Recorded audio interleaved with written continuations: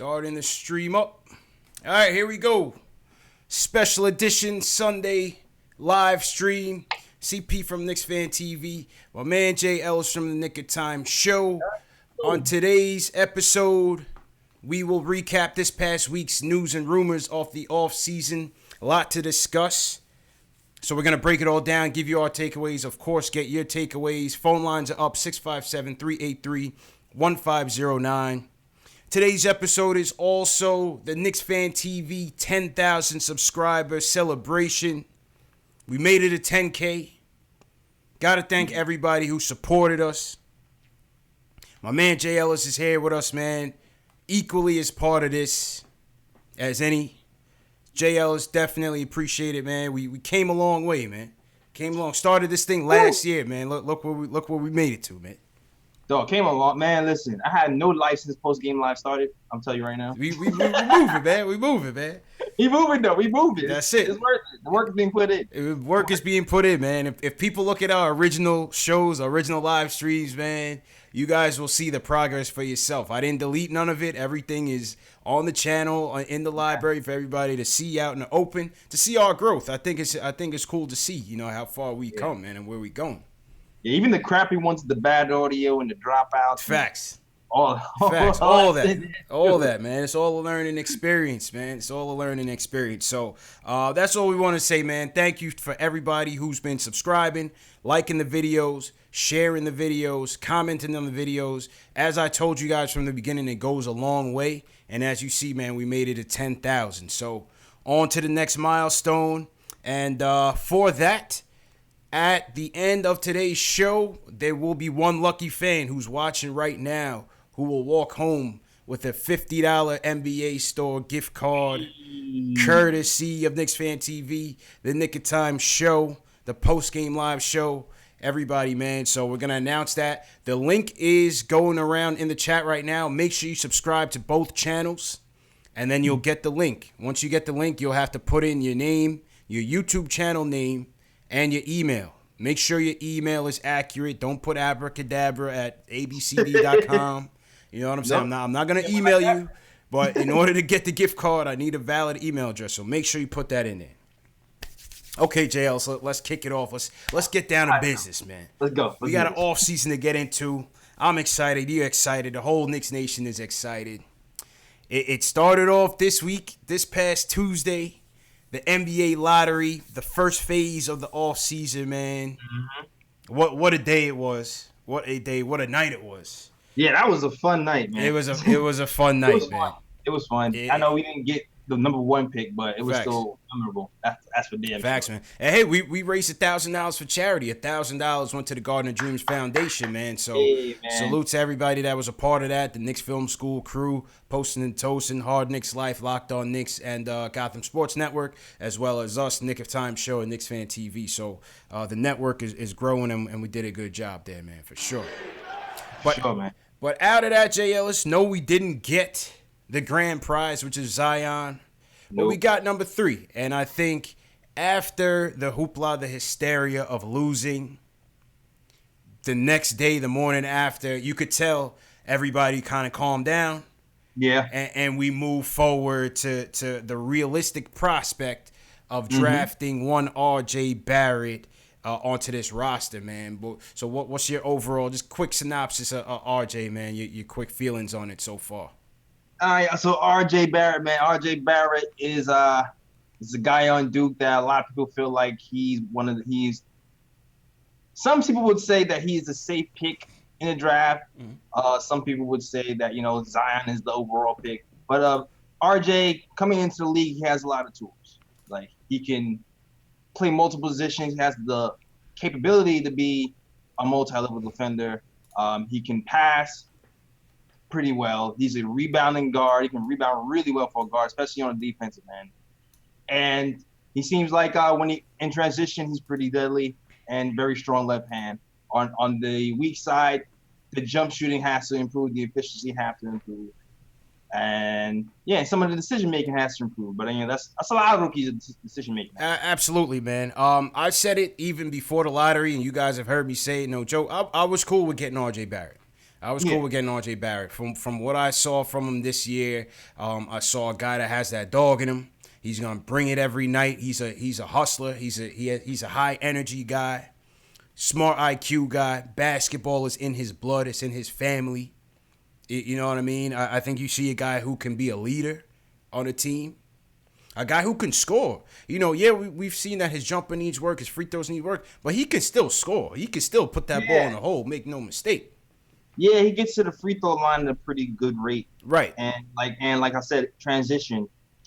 He scores pretty well in transition, and when he's like around the basket, he scores pretty well around the basket. I want to see what he does on the next level when guys are bigger and taller. Right.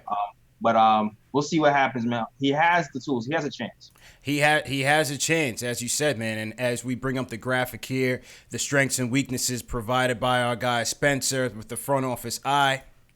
You know, listen, he still averaged a good 22 points per game at Duke. 23 points per game, 4 block shots, and 7 rebounds. I mean, sorry, 0.4 block shots, 7 rebounds. So I mean, I believe he has that a good size to play the 2. You know, and he gives you that versatility because we've seen from him he can be a capable playmaker. He can run the point at spots, and at his size, you could probably run him at the 3. And when we looking at positionless basketball here, what the Knicks were trying to do with Kevin Knox a little bit last year and towards the end of last year, you know, if you think about those 2 guys running the 2 and the 3 in a small ball lineup, once Knox bulks up, you could go Knox at the 4, RJ 3. You know what I'm saying? I think it just gives you that flexibility, man. And that's what I like about the potential of drafting RJ Barrett on this team. Yeah, like if he reaches his potential, he can be really good. If he reaches potential, like if he cleans up the defense and the shooting mainly. Yeah. Looking at somebody who can be an impact player in the NBA for sure. But those 2 things have to progress. And if he doesn't really progress, maybe he can still have value as somebody who can make plays for other people in spots. That's a fact, man. That's a fact. I'm just bringing up this graphic here that my man Orange and Blue Forever came up with. So there was an article earlier this week about the comparisons between RJ and D Wade, which I thought was pretty interesting. So in D Wade's final season at Marquette, he averaged 21, 6 boards, 4 assists, 50% shooting, and 31% from 3. RJ Barrett, 22.6 points per game, 7 boards, 4 dimes as well, 45% field goal range, 30% from 3. Pretty similar numbers. Not trying to say that he will be the next D Wade. You know, and college guys put up stats all the time. Doesn't always translate at the next level. Yes, fact. But you could see similar elements in his game to a Flash. What do you think about that? Yeah, I prefer that than the James Harden comparison. The James Harden one wasn't too accurate, but I hear you though. Yeah, like I guess maybe when they're saying James Harden, they're saying because Harden played shooting guard but can pass a little bit, right? And is a threat for triple doubles. Maybe that's what they're saying. But the shooting is such a wide gap in shooting. That's why I wouldn't really say James Harden. But I could possibly see D Wade-ish comparisons being a little bit more plausible. Yeah, I can see that. I can see the D Wade comparisons for sure. And like I said, not to get caught up in the similarity of the numbers, but similarity in styles. Flash wasn't the best 3-point shooter, but he was a clutch. He was a clutch 3-point shooter. He was a capable 3-point shooter. You know what I'm saying? So that's how I kind of see the similarity. Flash was a capable playmaker, a scorer. You know what I mean? I kind of see that similarity. Much more than Harden, though. Much more than Harden. Yeah, definitely much more than Harden. Much more than Harden, man. What do you guys think of the chat, man, of the RJ and D Wade comparisons? Do you find them to be similar, or do you think it's far off base? I thought that was fairly interesting, man. Another aspect of the draft is that Cleveland is interested in RJ Barrett, or so the rumors say. And one thing about this time of year is that you're gonna hear a lot of noise. You're gonna hear a lot of noise. Some true, some not so true. Some teams will throw stuff out there to get other teams to bite, choose the wrong player, make a hasty move, choose a player that or not choose a player that the other team wants. It's a whole lot of that. It's a whole lot of noise that you're gonna hear. But the rumor is that Cleveland is high on R.J. Barrett. Now, they have the 5th pick. Yep. Knicks will pick 3rd. So it'll be interesting to see because from what we know, the Knicks will look into potentially trading down if the opportunity presents itself. They have met with Jared Culver. Yep. They have met with Cam Reddish. Yep. And they've met with Kevin Porter. What do you think, JL, is the prospect of trading down here? Well, they tried to meet DeAndre Hunter and Darius Garland, but they weren't available. But right. It depends. It really depends. Like, depends on if who they want below is who they really believe in, and depends on what they can get in return. Like, I'm open to all options, personally. Like, I know some people are like, don't trade RJ, but I'm just like, if you can get multiple first rounds and you feel very strongly about somebody a slot before, then I might take the pick. First, I like Culver's game. I like that he can shoot pretty well. I'm not sure about this athleticism is going to translate in the next level, seeing the way he was kind of shut down in the finals because he didn't have that blow-by speed that you kind of need. I feel like that might be Hunter was a tough matchup for him in that championship game for sure. Yeah. Like, so, I'm not sure if Culver is my guy. Yeah. Everybody knows my guy. I'm a Darius fan. You are a Garland guy. I haven't heard much linkage between us and Garland, but Culver intrigues me as well. I see him as a guy that does a little bit of everything well. He doesn't have that great athleticism like you said, so maybe his separation speed, the ability to create one-on-one, may be a challenge at the next level. Yeah. But I think he can be a playmaker. He shoots the 3-ball fairly well. I think he has that good size. I think he has good length. Defense. I think he can defend fairly well. Yeah. And he puts in that for sure. Yeah. So, obviously, I'm not necessarily a fan of trading down, but if Cleveland is willing to give you some value, whether they're willing to give you unprotected or a first round pick for next year, you got to consider everything. You got to put all your options on the table. Yeah. Also considering I don't know, like 2022, there might be a deeper draft. This draft isn't really considered to be that deep. Yeah. So to have another pick next season or season, I'm not sure what pick they have left to trade. I'm not sure what's in the cupboard with them.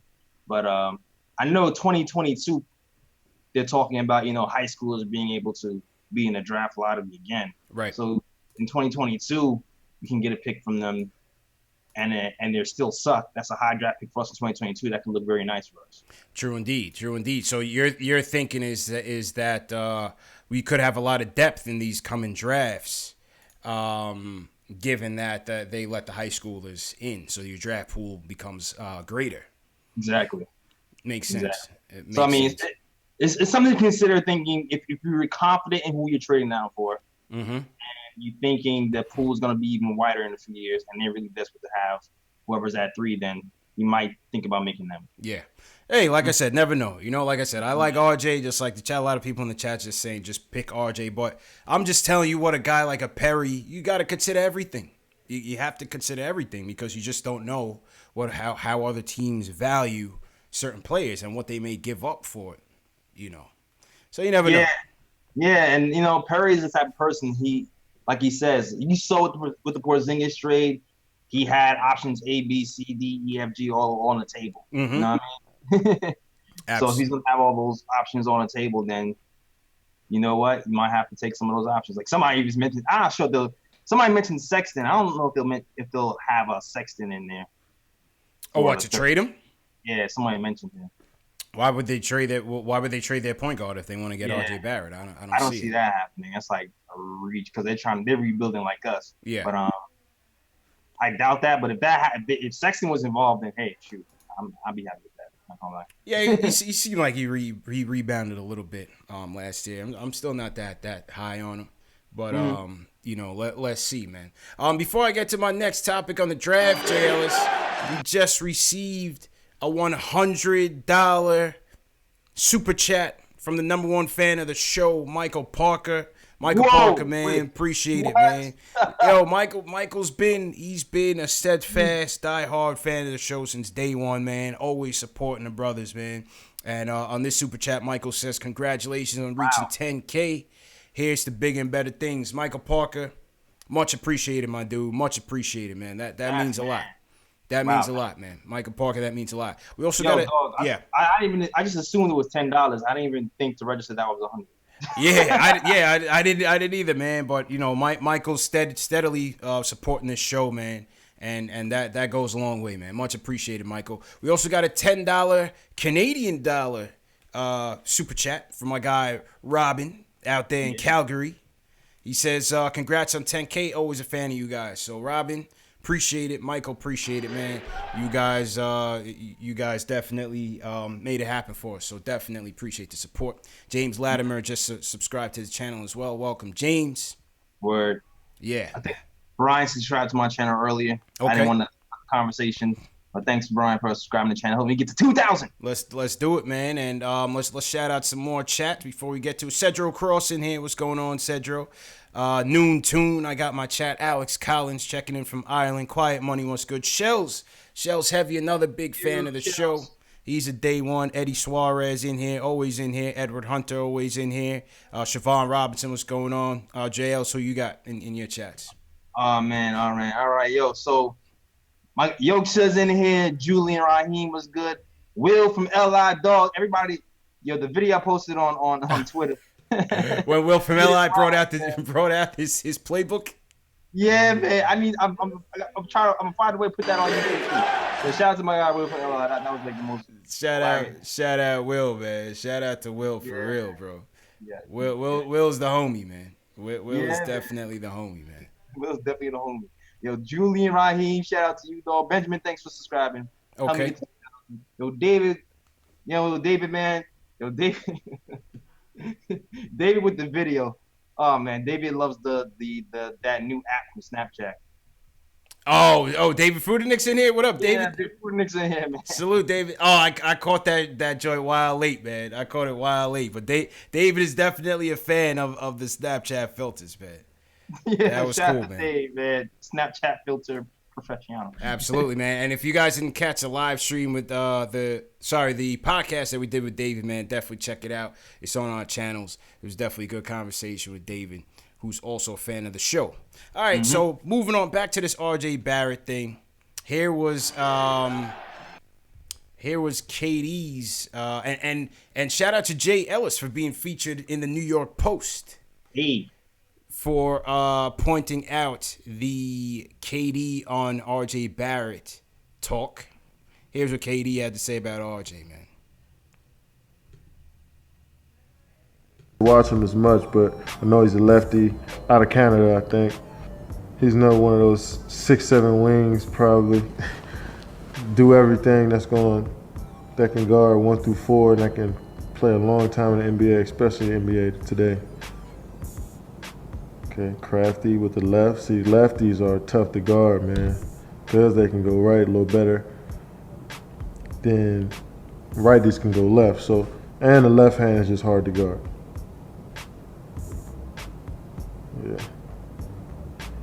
Yeah, he's a lefty that uses right, which is gonna help him. Shoot to J. Okay. Yeah, he's athletic, man. Yeah. Athletic. Yeah, he likes play out top. That's the thing. You gotta be able to play out top, conduct the offense. Yeah, going to Duke. So Coach K, you already know Coach K gonna let him rock out. All All right, well, that's what he had to say, Jay Ellis. I mean, this was an old video that KD had done on some of the draft prospects. That was courtesy of Overtime, so that was an old video, but kind of resurfaced, in terms of the narratives with KD coming here, all that, and RJ potentially coming here as well. So that was KD's thoughts on it. On the KD topic, Jay Ellis, this is interesting. This is interesting because I feel like there's a narrative now, and if you haven't been watching the Golden State, if you haven't been watching the Golden State series against Portland, Golden State is just steamrolling, absolutely steamrolling them. Yeah. And now there is the ceremonial sirens on Jay Ellis's end. Yeah, summertime. You know how that goes. Summertime in Brooklyn, man. It's hot. Summertime in Brooklyn. Summertime in Brooklyn is hot, man. But the Dubs are steamrolling everybody right now. Yeah, man. Like I said the last live, every Knicks fan should be silently rooting for Golden State Warriors to steamroll everybody right now, because the more they win without Kevin Durant, the more it seems like KD is irrelevant for that team. And it's like, it diminishes what he's done already over there. And then I feel like, increases our chances of, adding some relevance to his life. Because if you take a franchise like the New York Knicks, bring them to the next level, you're going to get the credit as being that guy. Yeah. Yeah, no, I agree, man. I just feel like everything is kind of like a cloud now. You know what I mean? It's all coming together. Now the media is trying to put that narrative out there that the Dubs can win without KD. They're better without KD. And how will that affect his ego and his psyche? Mm-hmm. I can't see that affecting him to the point where it's like, oh, well, see, they're winning without me. Now I'm leaving. Like I said, I always thought that given the assumptions and the predictions league-wide by players, coaches, execs, I feel like if this really is going down and he's coming here, this was a decision. Yeah. I feel like this was a decision that was made a long time ago. That's true. Before what is going on right now to sway his opinion one way or the next. I just feel like he made his decision a long time ago to do this if it were to happen. That is true, but you know what? There is also that other side of KD that likes to change his mind. That's true. That's true. Stephen A. did say 95%, leaving that 5% for changing his mind and staying. Never know. So you need every single reason imaginable to be like, see, look. Yeah. Like it was funny because when I was watching these commentators talk about the Golden State and how much KD was needed, I was like, were y'all there the year before KD got there? Right. They was winning 70 games when he wasn't there. Yeah, so all of a sudden, they're just lost. They're just a lost soul without KD because he got injured. I was scratching my head when they said they was gonna lose to Houston. Yeah, that's true, man. I think right now what Draymond Green is doing, and I can't stand Draymond Green, but what he's doing right now, he's back to the old Draymond Green, and he's doing everything. He's making everything happen for him. The triple doubles. Golden State is just executing at a championship level, man. Portland just has no answers. They are mentally and physically fatigued out there, and Golden State is just putting on a clinic, absolute clinic. Yeah, I mean, shoot, good for us. no help inside. Damian Lillard beat up. Yeah, they're saying Dame is hurt. They're saying his ribs are messed up. But Draymond Green has been incredible, man. Draymond Green has been incredible. Splash Brothers, but they have like 140 points in the first two games combined. Like, come on, man. Come on, that's a joke, man. That's a joke, man. So I do think that the Freak and them have something to say about this, and that's where I think KD will be needed. I think so. I just see something in them, in those Bucks, man. I know it's tough to go to overlook Golden State, but I just see something in those Bucks. The Freak is on a mission.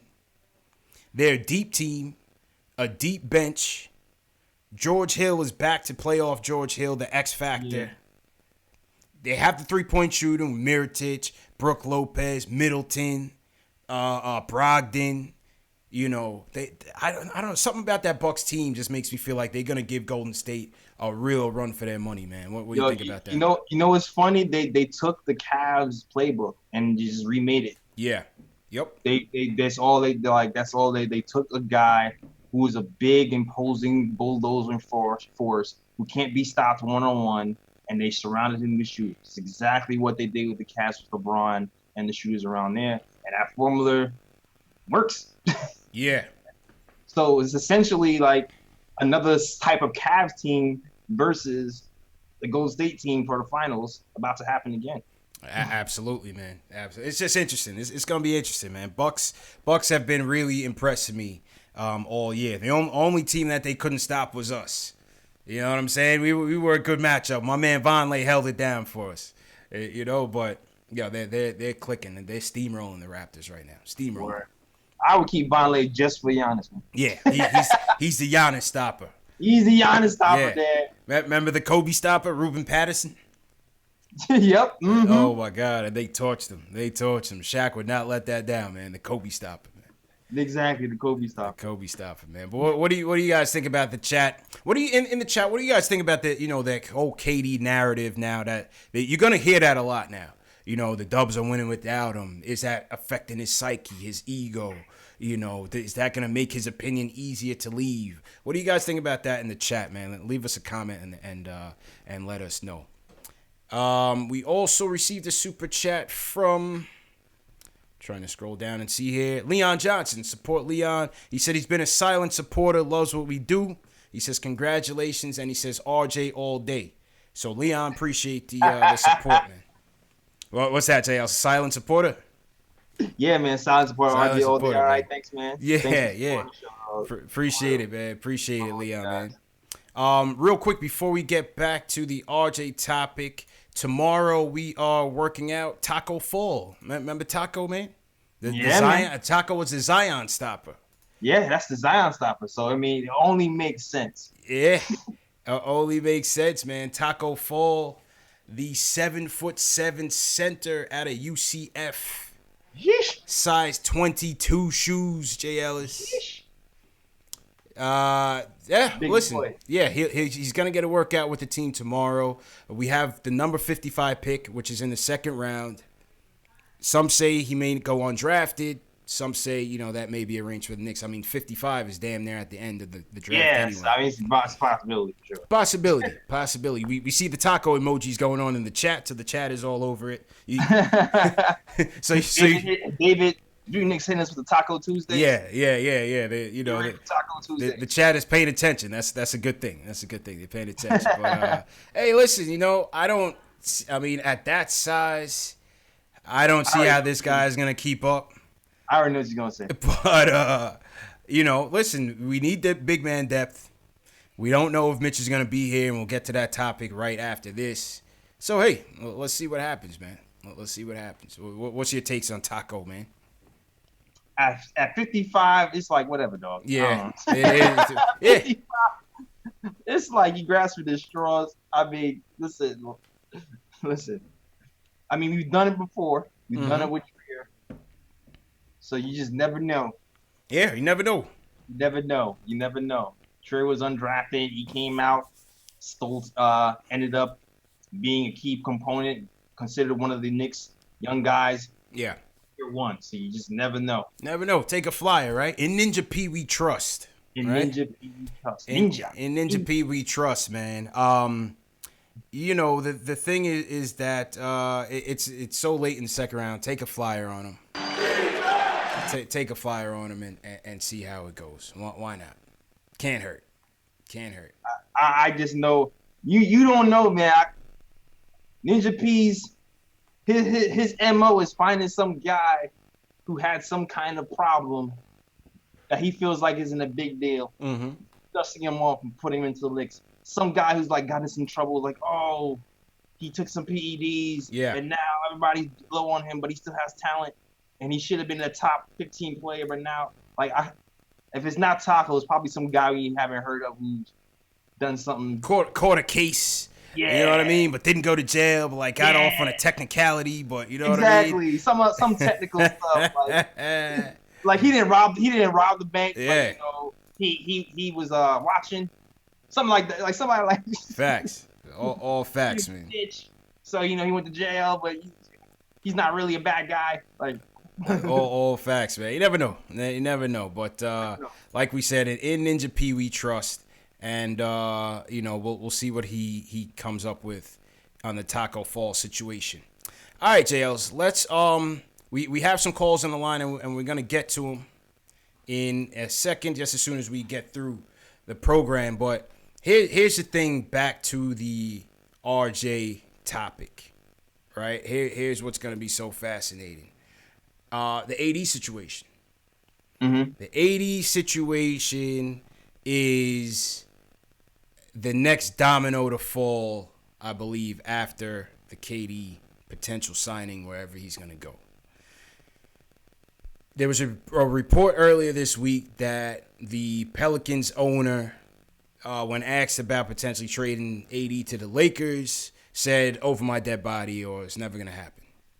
Right? They're still trying to convince AD based on the Zion winning that they're going to try to keep him. Highly doubtful. Yeah. You know, is New Orleans going to be that stubborn where they will not let him and the Lakers get their way and avoid it at all cost? And if so, what's the other option of trading AD but to the Knicks? Yep. Definitely makes things interesting. It seems like their management is pretty much dead set on not doing it. And that pretty much makes it a two-horse race between the Knicks and the Celtics. And with the Celtics kind of looking at this Kyrie situation, Right. and manning that leaves the Knicks That's what I'm saying. kind of almost sort of be in a driver's seat if you want to drive, you know? Mm-hmm. It depends on how much Knicks want to drive. This is going to be fascinating. This is going to be fascinating because based on my check of the tone of the fan base, based on, you know, our channels, a lot of people are against this, man. Yeah. A lot of people are against gutting the young guys for Anthony Davis. Because this is going to cost you the number 3 pick. It's probably going to cost you both of the Dallas picks. And it's going to cost you probably Kevin Knox and Mitch. Yep. You know, David Griffin just got that job. And he wants to keep that job. And he got that job because he makes deals like that. He makes deals where he's able to, you know, get a good amount. Right. For your guy. So, I mean, that's why he's there. That's why he's there, man. That's why he's there. So, you know, for the fan base, I don't want to give up that type of package. But you know, how do you not go for it all if you're gonna go try to get KD and Kyrie Irving? That's my point. How do you not? You can't halfway this thing, JLs. You know what I'm saying? It's man, it puts you in. It puts I understand what you're saying. We're in a tough spot with this thing, man. Very tough spot. It's not an easy decision to make right now, man. It's like you have, if KD is here, he has a 3-4 year window, and you're not going all the way with KD, and you know, and friends. Like a KD and AD, when healthy, will make some noise and be able to be a problem with these top teams in the East. That's right. So, I mean, you kind of have to consider it. And then I feel like building a team around them will be a lot easier. You would hope. You would hope. Depending on if you get even a third big free agent, or maybe you build supplemented pieces against that. You know, maybe go that route instead of like the Kyrie route. You know what I mean? Like, there's a lot of things to factor in, man. Yeah, that's all I'm saying. It's like, because they're going to talk, man. You know they're going to talk. And they're going to make an offer. They have to. You know, I just find it fascinating. Like, because they've been preaching all year, no shortcuts, no quick fix. no trading away half the team for a guy that you can get next year. That's what Mills said. Remember that in that press conference. That's what Mills said. So it's like, what would be the when they do introduce this big three with KD, Kyrie, and Anthony Davis, and the first question from Bondi, who raises his hand after being reinstated, he says, "What happened to all that no quick fix?" What do you see as Mills and Perry's response? I would say the opportunity presented itself, and it's a big pass up. And if 82 games plus later, you're standing there with a chip, then maybe you won't be that mad. Yeah, that's it, right? That's it. That's it, man. I just think they would come back and say this is a once in a lifetime opportunity. We had to do it. It's a once in a lifetime opportunity. We had to do it. It's one of those weird things where, like, it seems like the stars are aligning too much in our favor. That's what I'm saying, man. I wait, feel like it's gonna happen, bro. Even with the Lakers getting the 4th pick, just because they're mad at them, and even though they have a better package. Yeah, they're not even talking to them. It's like, right. What? Right. But see, I can't see them cutting off their nose to spite their face. At the end of the day, yes, you're gonna say all those things for good PR, but it doesn't make good business sense. Because if you're gonna tell me you're gonna turn down a number 4 pick, Kuzma, Ingram, maybe not Lonzo because they have Drew Holiday, but maybe even Lonzo, LeBron and them, they're gonna trade the whole team with that pick. That's a way better package than what we could offer them. Yeah. So I at the end of the day, I still don't see the Pelicans turning down the Lakers just out of spite. But I do think Perry and Mills are going to talk about it. I don't know. I feel like they could. You think so? I mean, based off what happened during the trade deadline. Yeah. I wouldn't count it out. I mean, I think what was the last offer the Lakers offered them? I think they offered them. Did they offer them? They offered them three future players. Let me check. Yeah, I'll check on that. A bit later. And they said no. Yeah. Yeah. But see, I think most of that came from not the offer, but the arrogance of LeBron's team, Rich Paul and them, trying to dictate this whole thing with AD and putting him on that team before any negotiations was even going down, and they got tight. I don't even think they turned it down because of the package. I think they turned it down because you're not going to stick us up at gunpoint and get your way. We know this kid. I agree with you. And I think that's the reason why it actually might happen that way, because we know it had nothing to do with the package. Mm-hmm. Because they gave a decent package to get him. It's all about relationships and hurt feelings, dog.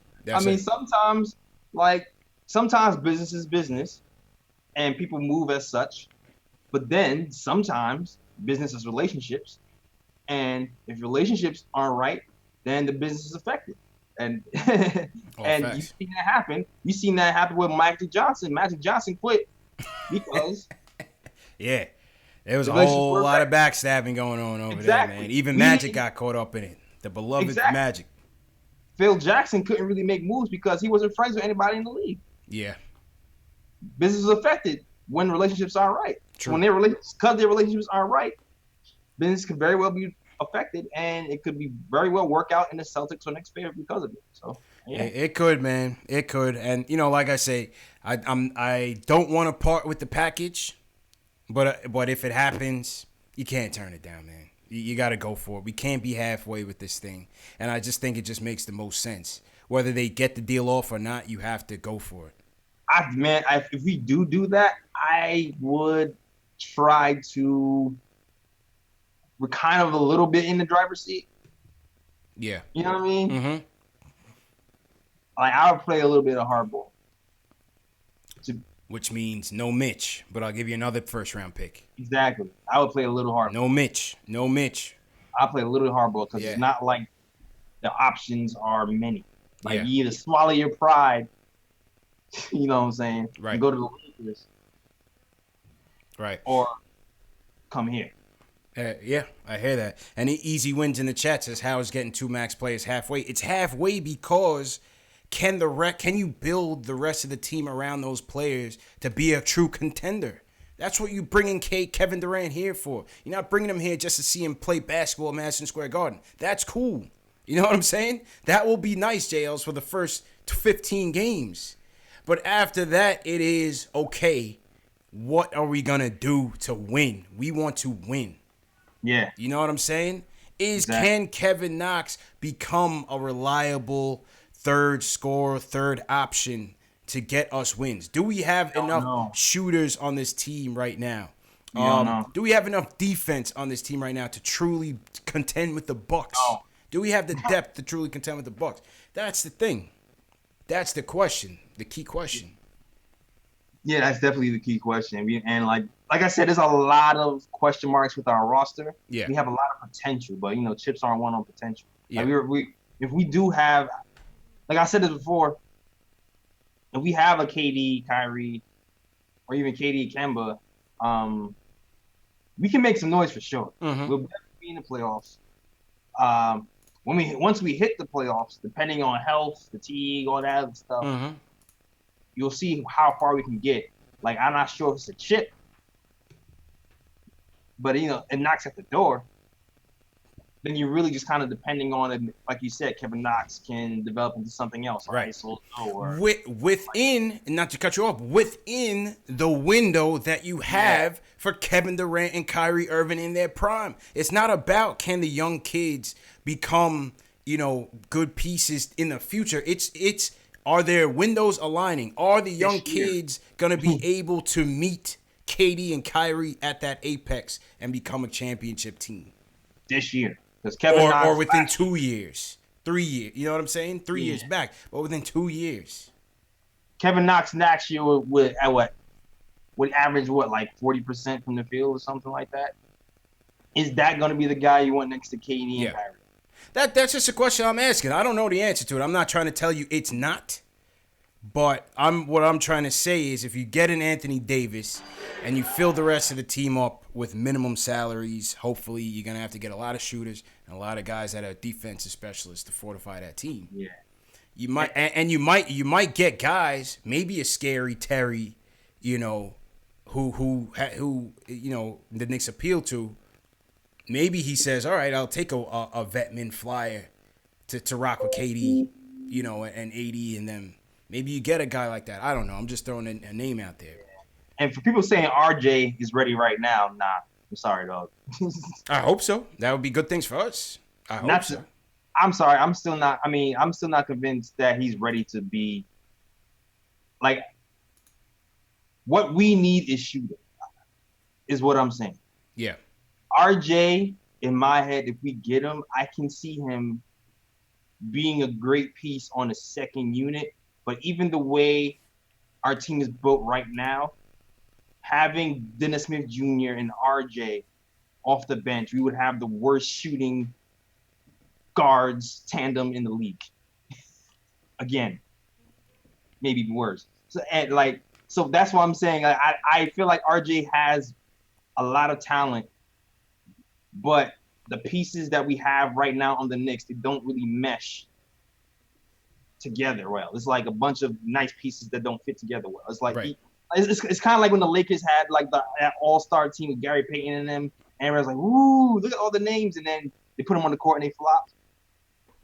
As a group of young prospects, it's gonna take time. It would take time. Yeah, it's gonna take time.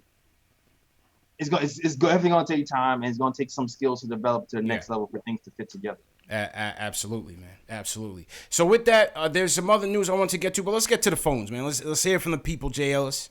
This is the People's Show. Let's go to Ari in Manhattan. He wants to talk about the trade. He doesn't want to trade the pick for AD. Ari, how you feeling, bro? Hey, what's up, man? I'm good. How you guys doing? Good, man. Happy Sunday, bro. Yeah, happy Sunday. Personally, a lot of what you guys are saying is true. What I think is going to happen is that whoever New Orleans trades Anthony Davis for, they're going to fleece they're going to fleece that team. Yeah. So, And I think what's happening right now is they're saying, oh, we're not going to trade him to the Lakers. We're not going to trade him to the Lakers to eventually have the Lakers give up even more than that they wanted to give up, right? Which is what I think is going to happen. I think eventually they are going to trade him to the Lakers instead of the Knicks because they have a better package. But I think that's going to be a blessing in disguise for us because, again, you know, I go back to this, you know.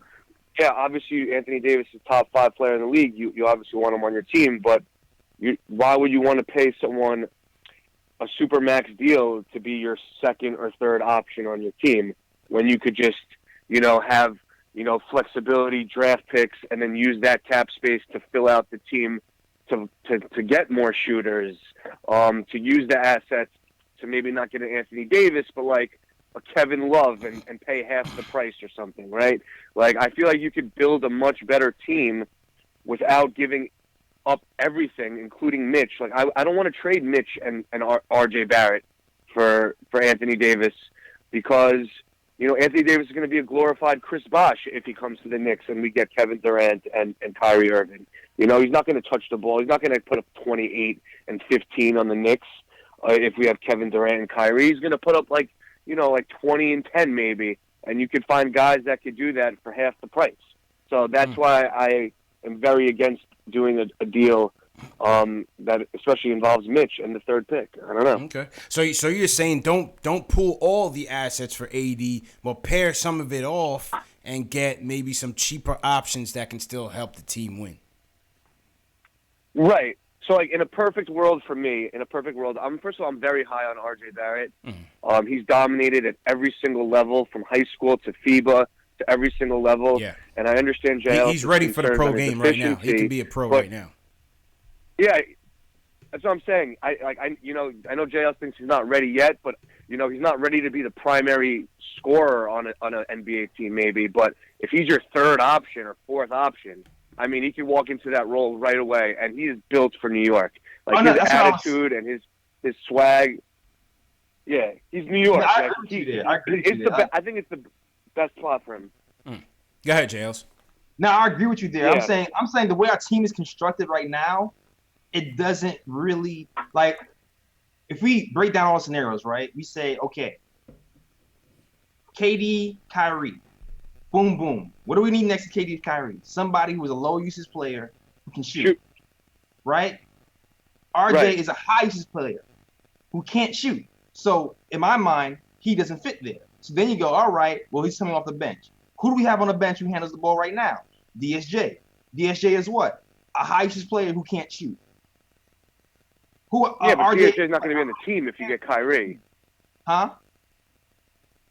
What'd you say? I wouldn't. I'm saying is, like, okay. So what I'm saying is DSJ. If you get Kyrie Irving, then you could trade Dennis Smith Jr. and a future first round from the Mavs, and Frank, and get, like, I don't know, a second tier player like Kevin Love or something, or you could get, like, you know, another good shooter. What I'm saying is, why give up the farm and everything when, you know, you still have people think it's like Anthony Davis or you have RJ Barrett and Dennis Smith. When in reality, you could have RJ Barrett and then you could trade Kevin Knox and Dennis Smith Jr. for another player.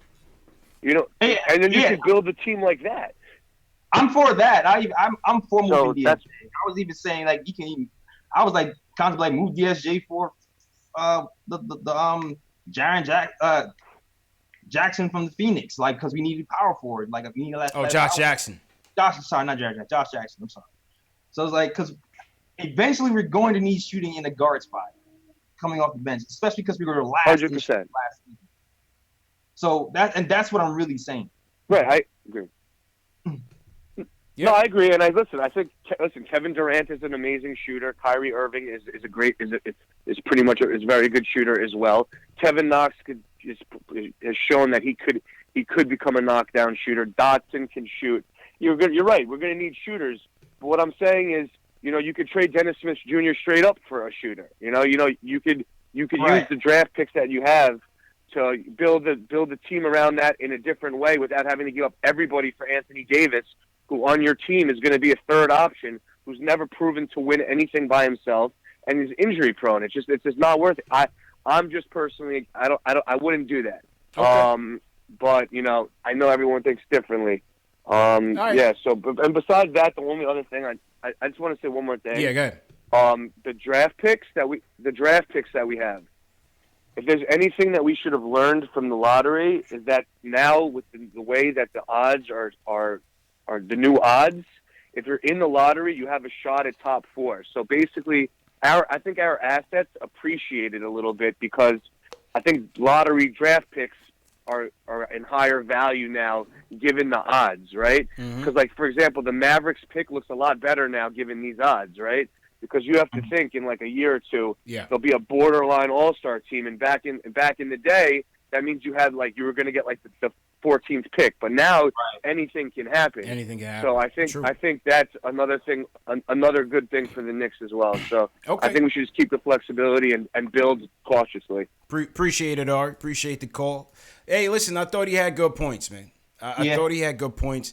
On the AD being the third option, let's see what type of offense they try to draft up. I wouldn't necessarily say that. I think those roles can be interchangeable on any given night. But in terms of getting more flexibility out of the assets that we have, that's kind of a fair point, JL. So you might be able to use those residual draft picks, those residual assets, Frank, DSJ, to get more players that can still help the team and still contribute at a high level. May not be, MVP caliber Anthony Davis, but can still contribute. I think that's cool. Exactly. Yeah, I mean, I agree with you, man. And the only reason I even said DSJ for Josh Jackson because I know that he's still on a rookie deal. Yeah. And I know DSJ's value isn't super high right now. Yeah. But it could give you a little something, and it's just like I know that they will be looking for either a shooter or somebody who's on a rookie contract that can keep their cap space flexible. Facts. Okay. Once again, shout out everybody watching right now. Hit that thumbs up button for you boys if you're a diehard Knicks fan. Make sure you hit that subscribe button on the KnicksFanTV and Nick of Time show. This is a Sunday special live stream for the fans, by the fans. CP from KnicksFanTV. My man JL's from the Nick of Time show. We've just been recapping this week's news and rumors. And today is also the Thank You 10,000 special edition live stream for the fans, just showing our appreciation for reaching 10,000 subscribers on KnicksFanTV. Somebody will be walking away with a $50 NBA Store gift card. Make sure you guys subscribe and sign up for the contest because we're going to announce the winner soon. All right, let's take some more. Let's go to and JL, just keep me posted on your schedule. About to say it. I'm gonna take this. We take this last call, and then I gotta get ready for the next show. Sounds good. So let's go to Jamal from Jersey because he wants to talk about trading for AD. Jamal, how you feeling? What's your takes on what Ari was saying, and what's your comments on the AD potential trade? I think Ari has some good points with the draft compensation, but first of all, I feel like the NBA tried to please all parties with the draft. They didn't want to alienate the smaller market teams, so they gave the 2 smaller market teams the first 2. They gave us the third because they didn't want Riot in. Let's give the Knicks 3 out of consolation, but we got to help the small market team. I've been hearing that conspiracy theory going around, but I would love to believe it to be true, right, man. Think about it. If we would have got Zion, we was going to trade him for AD. It would have made a no-brainer. I feel like they just made the trade for us because Zion is not happy going there, and he got enough pull since the LeBron-type rookie to say, bring my boy here, and, I'll be all right. And New Orleans could also have that Duke narrative for their fan base, plus whatever assets they get in the trade. Right. So that's just my conspiracy on that. Okay. 2, as far as the AD trade in itself, guys are not thinking about what KD's saying is contingent on him coming here. He's leaving an all-time great team. He's not coming here to play around and possibly be on the verge or this, that. If his plans is contingent on Knicks getting AD or doing whatever they can to get players on his level, you have to do that. You give up the picks. We've been garbage for a long time. Like, what are we talking about? We might not be happy with a team with AD, KD, and Kyrie. Like, what are we talking about here? No, I'm not. I don't think it's not about not being happy. Of course, we're gonna be happy with the team. I think it's just being leery of it once again, giving up the farm for instant success, for the win now. You know, the win now big three concept. It's hard to replicate. It's hard to replicate. I feel you, but if you only give up the Mavs picks, we still have all our picks to build the team, though. You're not leaving the cupboard bare. That's fair. I mean, you're still giving up this year's, which would be R.J. Barrett, but what you're saying is you would still have your future picks as well to continue to build. That's fair. Right, with the 2 extra picks added, that makes it easier to digest and easier to do because you're not just stuck with that team. You'll be able to supplement parts with younger, controlled contracts to keep the train moving or to possibly go in a different direction or trade in the future. Now, if you get into giving more than just the Mavericks picks and cut into our picks, then I feel like that's one thing. Mm-hmm. But I just feel like the NBA basically did the trade with New Orleans for us. And another thing that might force your hand is you can't leave Boston in the equation for Kyrie to possibly stay there, and they get AD. Well, yeah. Well, that's the thing. You know, how committed would he be to them? You know, what's he's telling Danny Ainge? Because you can't count out Danny Ainge, JLs. You know what I'm saying? Yeah. Gotta factor that in. If Danny Ainge goes to him and says, "Hey, listen, if we make this AD move happen, are you staying?" and he says yes, that's still, you know, you got to consider that as well. I'm pretty sure they already hit. Or if Danny say, "We'll give you your extra year of money to make it a sign and trade and try to fleece somebody that way." That's true. Fair points. But I don't think he. Does he want to go to the Pelicans? Nah, I don't think he's going to do that. He has to want to go to that team he's getting signed and traded to. No, he could sign and trade them to us or try to. I mean, they don't have to be to the Pelicans. Right. I'm just talking about Kyrie in general. Yeah. Because if you offer the player the extra year, who's going to say no to the extra year and get to leave the destination that they want to leave? Right. I don't think they're going to sign. I don't think the Knicks are signing and trading for Kyrie. I can't see that happening. Yeah, I don't see it. I doubt it. Nah, no way.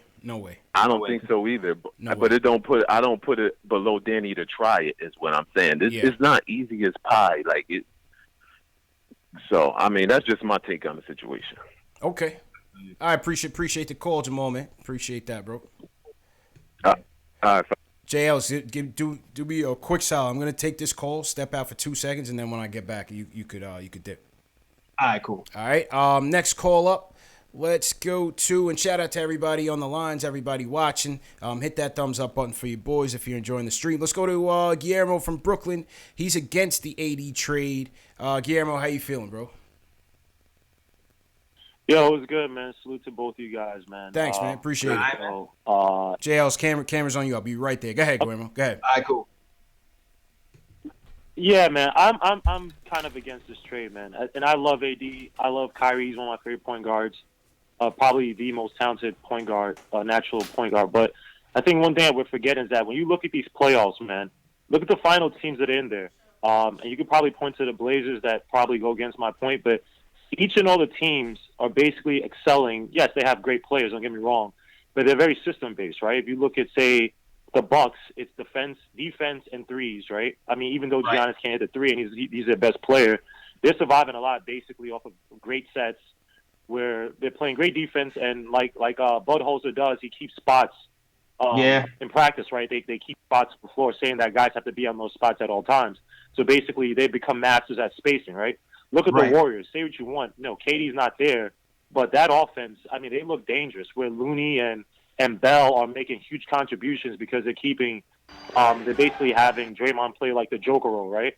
You know, he's not even scoring as much, but he's facilitating up top. He's keeping the guards off ball, and I think that. When we look at the Knicks, man, look, every time we get some bit of leverage, some bit of breathing room, we just want to go out and spend. It's like we don't learn from what happened last time. People want to talk about the big three. Well, look at what happened with the big three, right? So you're talking about Bosh, Wade, LeBron James. Dwayne Wade had to change his game after the first year. Remember, he was averaging like 26 the first year.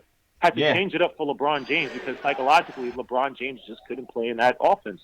And Chris Bosh, who was arguably the best power forward after Tim Duncan, at that time, before he went to the Heat, when he was on Toronto, 20 and 10, he became a spot-up shooter.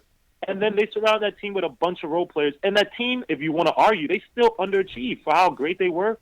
So when I look at the so-called big three that they're trying to get, right, look, I'm not in love with R.J. Barrett. I'm still hoping somehow the Grizzlies get drunk and, like, passing on to John Morant and he could fall to us. So we're gonna have Ain't that much liquor in the world. because John Morant, you know what he is? He's a my bad. What happened? Not saying ain't that much liquor in the world. All right, I'm back on it. Look, let's just hope, man. Let's just hope, man. John Morant, he's a force multiplier at the point guard position. Jerry West loves him, and I see it. R.J. Barrett, and again, I like R.J. Barrett, but let's be honest. Fizdale has to show his coaching chops, right? And I think that the lottery, it was perfect for us because it just showed us. It was like perfect karma, where it was like you did all that tanking, and it amounted to nothing. Sorry. It amounted to you having the third pick. I'm not saying it amounted to nothing. It amounted to the third pick. And I always argue the Knicks should have spent this year, regardless if you've gotten 10 wins, 20 wins, 30 wins, the Knicks should have worried about philosophy, culture, and a system. Because the system's going to allow you, even if you don't have, the top stars or whatever, that's fine. You build a foundation. You know what you need at the guard spot. You know what you need at the 4 spot, the 5 spot, the point guard. You know what you need off the bench once you have a system, right? If you run the Rockets, outside of Harden, you know you need shooters and 3-and-D guys, right? If you run the Budenholzer system, you need athletic bigs who can defend and guys who can hit threes, right? And point guards who can slash to the basket. Brogdon and the dude from the Clippers, I can't remember the point guard, Bledsoe. So you know what I mean? So we spent this whole season, and it's like we didn't develop guys because we're so worried about tanking, and it might come back to bite us. So that's all I mean. I love AD. AD, I think, had one of the highest PRs historically at one point during the season before he got quote unquote hurt. But we have no idea how the chemistry is going to work for these 3 guys. One who's mentally fragile, another guy who's on his mama mentality and couldn't show or couldn't prove how to win without him being the head honcho, and the Celtics, who were vastly offensively skilled but just couldn't work together. And then AD, who has knick-knack injuries here and there, and we have no idea how he'll play as, the third fiddle. So, I mean, we need good coaching from Fizdale. We need a culture, and we need a philosophy to hone these guys in. And I think, hey, look, just go and develop these young guys. I know you guys talked about, hey, we have a so-called window or whatever, and I agree. We have a 3-4 year window with these guys. But the way you prolong that window is by taking young talent and developing them, right? R.J. Barrett doesn't have to go out and be the man, even though I think he's like a better man's Terrence Jones, but that's just my opinion. You don't have to go out Terrence and Jones. like Zion is. Terrence Jones is Terrence Jones even still in the league? He's terrible, man. Terrence Jones is at Kentucky where Cena's. He's not even in the league anymore, man. I know. Hey, at one point he was seen as a talented big lefty dude, and I'm not saying, look, RJ Barrett has a little bit more talent. I will say Duke, that was probably one of the worst coach teams this year, where they really didn't develop Zion and RJ. So RJ has some space to grow, but like you said, he's a high usage player who can't shoot. I want to see Fizdale develop this guy for him to become a better off-ball player. And a guy who makes better decisions on the court, and he can do that under 2 stars. He can be that beast of a player where it's like, wow, I gotta account for Kyrie, Durant, and now this kid who's developing. Versus, look, and I love AD, but we just don't know what's gonna happen. And you take away all the leverage or flexibility we have in signing other players. I mean, the Bucks are getting by with Mirotic and Chris Middleton, who I like, but they're not world beaters per se. Yeah. But they're hoping to carry that team because of good coaching. So, thanks for taking my call, man. Appreciate it, Guillermo. It's Guillermo, right? Peace, bro. Yeah, Guillermo. All right, cool, man. All right, man. Appreciate the call, bro. Yeah, I'll be in the chat. You said a lot. I forgot. I had something to say, but I forgot. Yeah, I missed a bit of a bunch of what he said, but I'm taking it. He's against the AD trade and wants to go build with the young guys and with R.J. Barrett. I think that's what. Yeah. Okay, I think I remember now. He said this AD trade, which I'm not surprised of. He said that system. He wanted Fizdale to have more system. I agree with that. I think that was one. I agree with that. As much as I like what Fizz did with the young players and getting a lot of minutes, the one thing that worries me a little bit. I would like to see more of a system next season, and I would like to. I'm not sure how much of that is due to he felt like these young guys wouldn't be able to grasp all the concepts all at once. He did mention that, especially on the defensive end. He did mention that. He did mention that it was young guys. It was hard for them to grasp the concepts, and with so many different teams coming at him every night, it was hard for them to grasp. But as he said, we're gonna expect more this year, regardless of who's on the team. Right. So, hopefully that does change, and we see more of a system offense next season. The third thing was he was talking about. He wasn't sure how Kyrie, AD, and KD would fit together. Concerns with Kyrie, valid. Yeah. I think those are valid concerns. KD and AD though, I think they'll be fine if they play together. Both of those guys seem like they are kind of selfless. Yeah. Like they'll both be willing to take a slightly smaller role to win. Mm-hmm. AD is already showing that he wants to leave right now. Shout out to Michael Parker who just gave $10 to the chat. Okay, He's salute. right now so he can win, and he's able to. He tried to make things work with Marcus Cousins, so I have no doubt that he'll do the same thing here. Now, I mean, injury is still a concern, so I understand. Okay. Right, but well, we that'll just be hoping for the best at this point. Yeah. Although I do feel like how much of this season did he miss was because of injury or because it was like, man, screw this season. I'm just trying to that second half of the year thing was funny. Like they weren't playing them. They was halfway trying to tank. Then the league was like, you better not be trying to do that. So then they was playing them, but not playing them in the fourth quarter. It was all kind of crazy, man. All kind of like crazy. I don't really buy his injury this season like it was like I don't think it was really that a big deal. I think it's really just he didn't want to play. Mm-hmm. I hear that, man. All right, JLs. Yo, appreciate you stopping by, giving us some airtime, man. And good luck with the recording tonight. We're off to show number 2, KOT show. Dropping Wednesday. Make sure you drop Wednesday on YouTube, Tuesday on SoundCloud, iTunes, Spotify, Dash Radio, Google Play, all that. Some of those links, in my bio and description. Make sure you subscribe. I'm trying to get to 2,000 followers, man. I hope you enjoy next episode. I think Kathy's actually showing up. Hey, Kathy. And my guy, NY Freaks, he sells T-shirts and things like that. Okay. And we might have Sweeney on today, too. We might have Sweeney. All right. No doubt, JLs, man. I'll catch up with you, bro. Thanks again, man. All right, man. Yes, sir. That was my guy, Jay Ellis from the Nick of Time Show. Please go support him. Nick of Time Show on YouTube, youtube.com/The Nick of Time Show. Definitely go support my guy, Jay Ellis. Shout out to everybody watching, man. We got like over 600, 700 people. Obviously, the off-season topics are hot and high in demand, so understandable.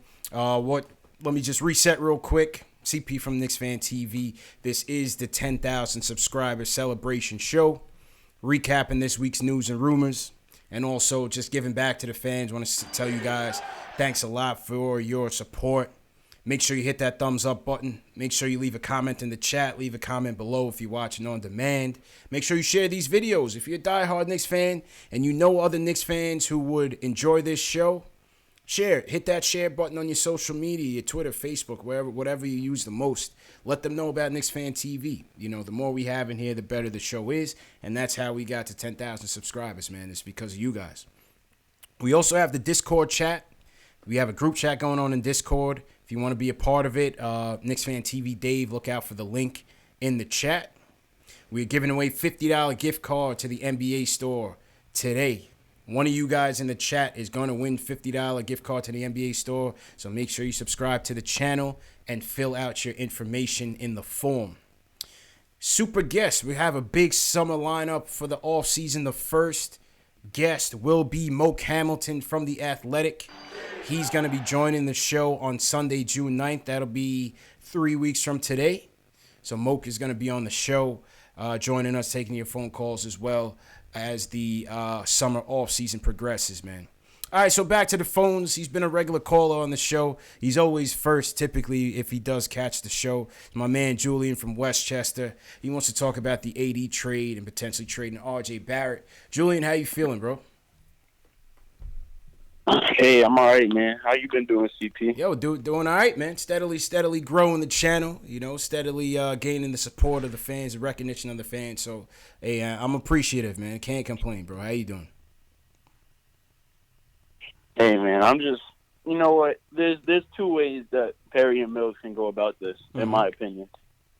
Because, you know, you look at it, the majority of the teams that have become great teams in NBA history have done one or two things.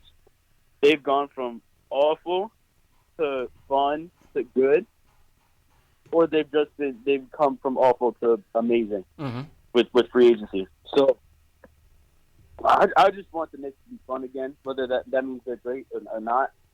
So, you know, the fun option would be keep Barrett, keep all these assets, continue building for the future, even if we strike out. Yeah. But if we strike out, then we have to go balls to the wall. There's no point in holding anything back. If you sign, Durant to 4 years, 150, and Kyrie to the same thing, you have to go all out. So that means getting rid of all of. Yeah, you can't just say, "Oh, let's go for Kevin Love."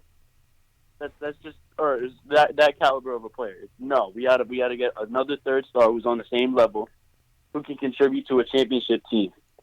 So that means parting ways with RJ Barrett, parting ways with Kevin Knox, parting ways with. And I would hate to see this happen. I don't want this to happen. Don't say his name. Don't say his name.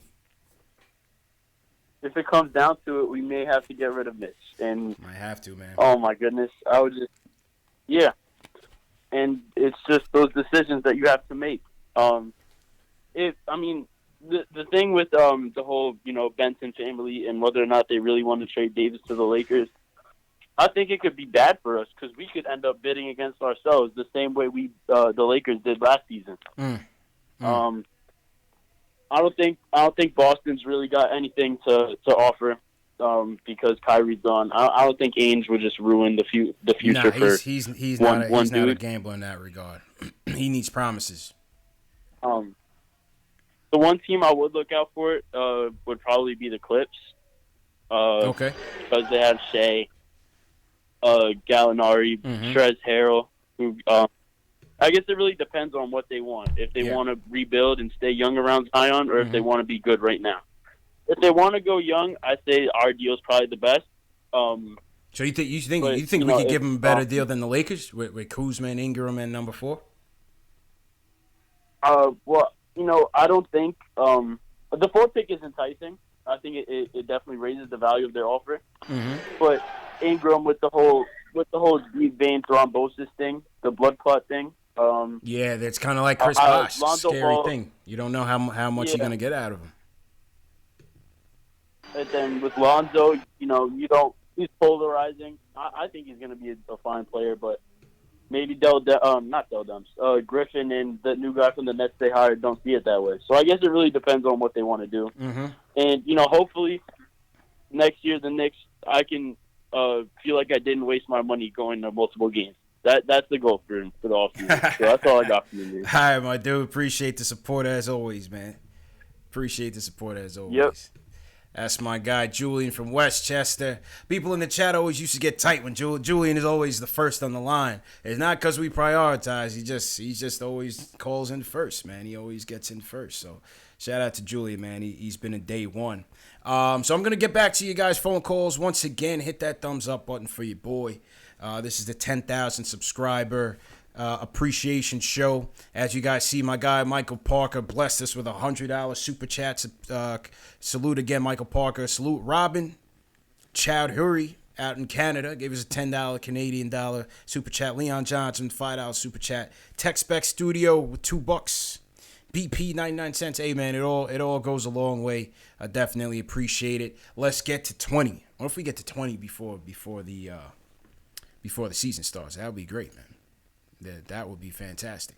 But either way, man, for those of you that are new, if you guys are new in the chat, just give me a hashtag new, and so I can shout you guys out. Also, for everybody in the chat, rep your city, man. Put in where you guys are watching from.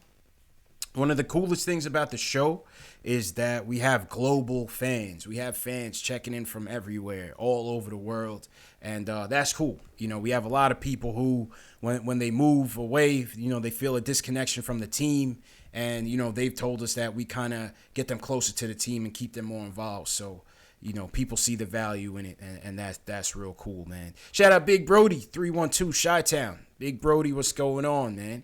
Who else we got in here? Li, Chris the Master. Li, let's go. New-ish, Dr. Carpy from Canada. Salute to Canada.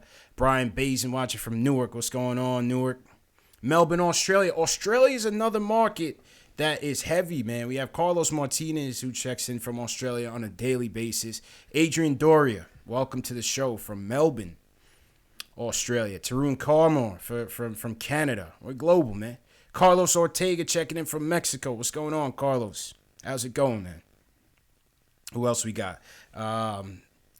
Damascus Roberts from North Carolina. We got Syracuse in here. Michael Moss from Montgomery, Alabama. Salute, man. Salute. So all you guys that are new, this is what we do. We come on here for our live streams after every game, after every major event. And during the off season, we do these periodic live streams, taking phone calls and getting your guys' opinions on the team. It's just a way to keep the fans involved, keep the fans in touch, and we're building a real strong community here. So that's why I love what we're doing here. Me and JL from the Nick of Time show. It's real cool, man. So continue to support and continue to like these videos. So on the Alex Collins hashtag new. So on the trade front, more news leaked that Frank, not really news because we've heard this before, but Frank is on the block.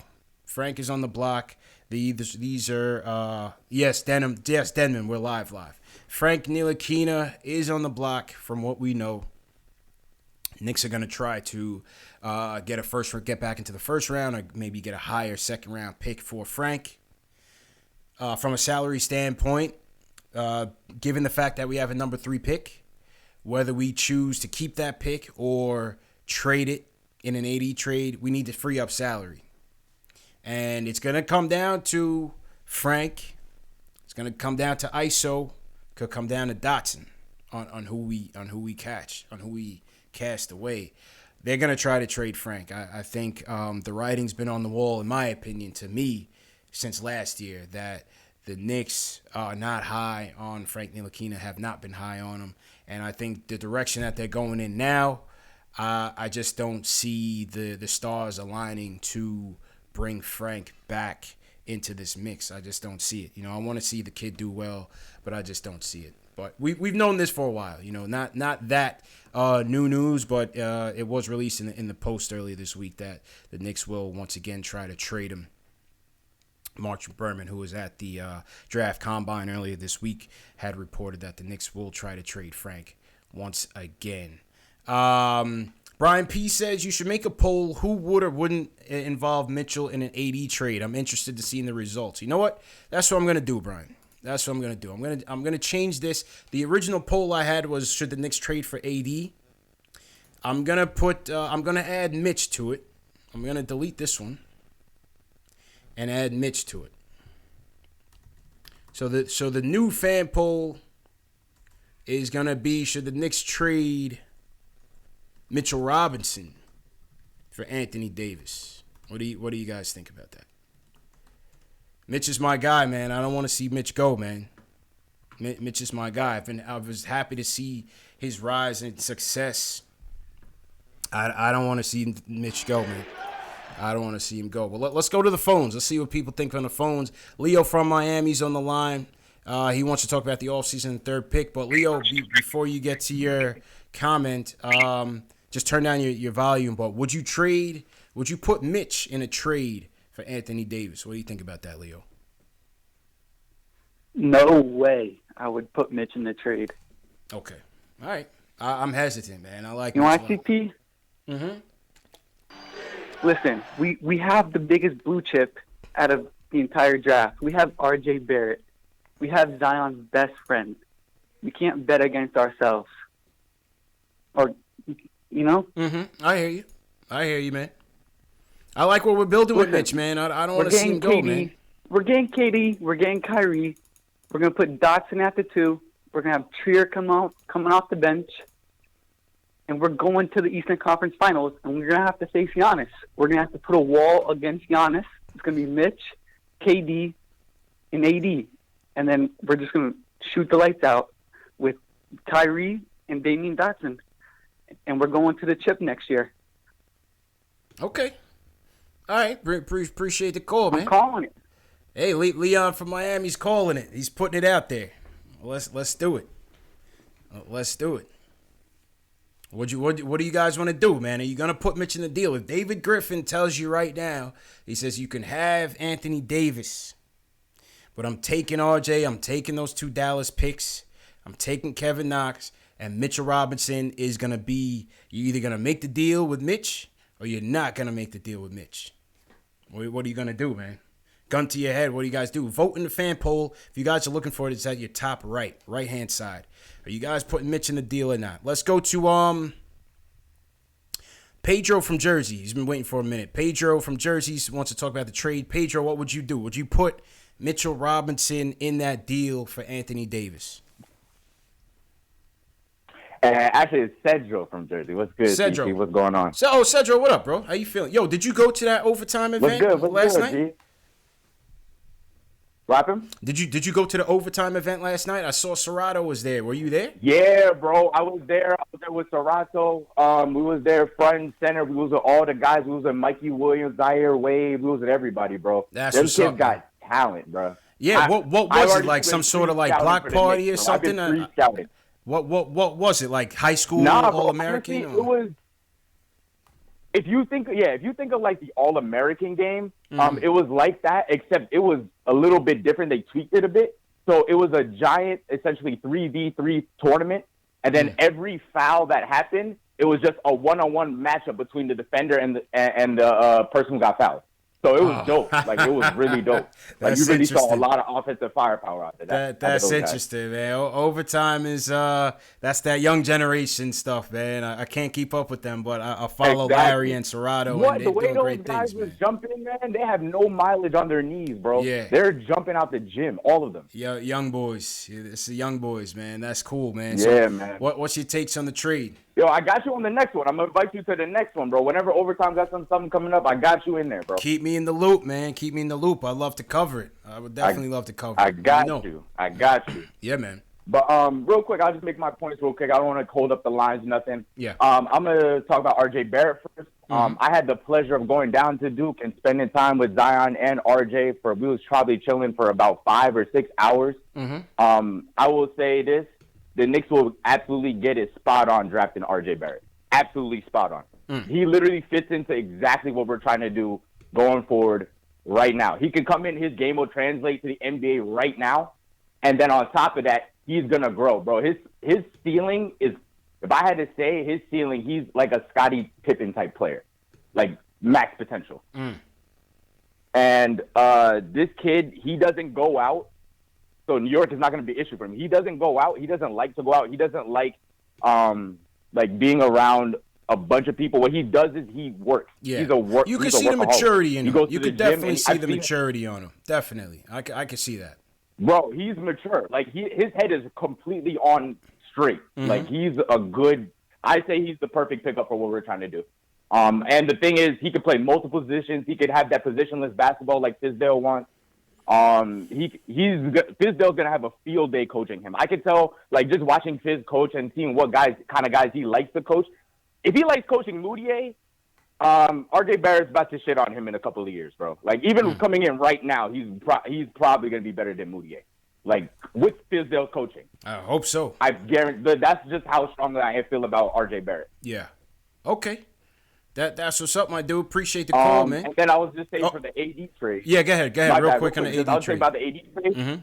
The Pelicans have no leverage right now. As time ticks, they have no leverage. So they don't want to trade. If what they're saying about the Lakers is true, that's what people forget. Like, the time is on them because AD's contract's running down. They have to trade him before a certain point. If it gets too late, then they're going to end up getting one player and one pick. You know what I mean? So it's like they're going to end up getting like a DeMarcus Cousins type trade or something like that, like something that's not very valuable as time goes by. So they don't really have much leverage. What they have to do, I mean, like the Knicks are the front runners. Boston Celtics is up there. I mean, they're going to have to trade him very soon. So time will tell, my dude. Definitely appreciate the call, man. I would say hold out. Okay. All right. Appreciate it, Cedric. No, I said appreciate the call, man. Yeah, definitely, bro. Definitely, bro. All right, man. Take it easy, man. No problem. Anytime, man. I got you on the OT merch, bro. Okay. All right, cool. That's my guy, Cedro Cross, checking in from Jersey. And Cedro works with, I don't know. I know some of you young guys might be familiar with the guy Serrato. Serrato does the custom sneakers.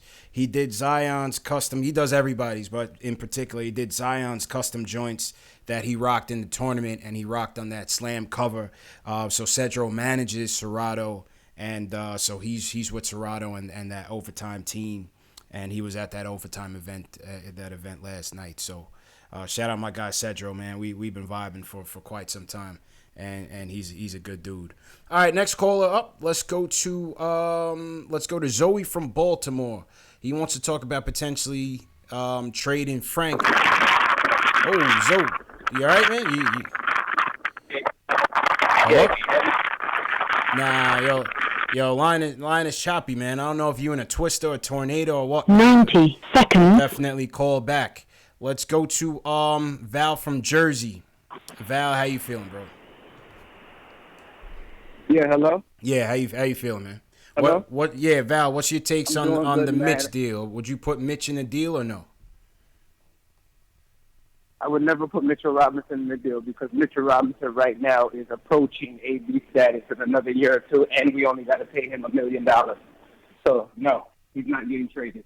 60 seconds. Okay. All right.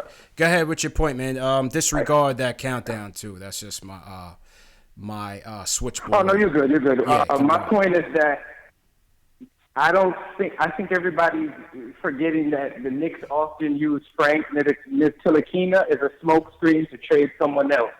The person I think we need to trade who makes a very similar salary is Frank, who doesn't really bring any value once we get Kyrie, RJ, Durant, Kevin Knox, is Dennis Smith Jr.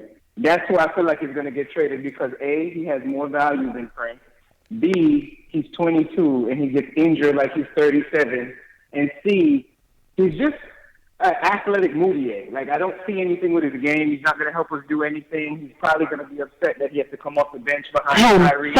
Frank, on the other hand, he plays defense, and he passes and gets out the way. That's a perfect player to have if you have Kevin Durant, if you have Kyrie Irving, and you have RJ Barrett. You just want a guy who's going to guard the people who they don't want to guard and pass them the ball. Dennis Smith, he interferes too much. I see him getting traded before Frank. Yeah, I think, obviously if you get Kyrie, you got to try to trade DSJ. The issue with DSJ is what is his market value right now? He's on the second team in as many years. It's much higher than Frank. Probably, but it's higher than Frank. I mean, how much higher could it get? What do you even get? What are we even getting for Frank is the thing, And with DSJ, go ahead. Yeah, for Frank. No, for DSJ, sorry to cut you off. For DSJ, you could guarantee get a late first rounder. At least 15 through 28, you can get a first round. That's guaranteed. Frank, I don't even know if you can get a second rounder for him. I don't know. It's been tough. I think they've been trying to trade Frank since last year, to be honest with you. I think they've been trying to trade him since last year. I agree, but we need defenders. If we get rid of Frank, yes, Doxson's a great defender, but off-ball defense is horrible. Yeah. Once Doxson takes his eyes off of you, you can just cut that door every time. He's gone. You need a guy with a 7-foot wingspan that's just going to guard the Steph Currys, the Klay Thompsons, the whoever else is on the team, and Dotson can't really do it once he takes his eye off of you. Dennis Smith, he brings no value to the team. He's 22 and already have a bad back, bad knee, bad neck, bad everything. Last point, too. Yeah, go ahead.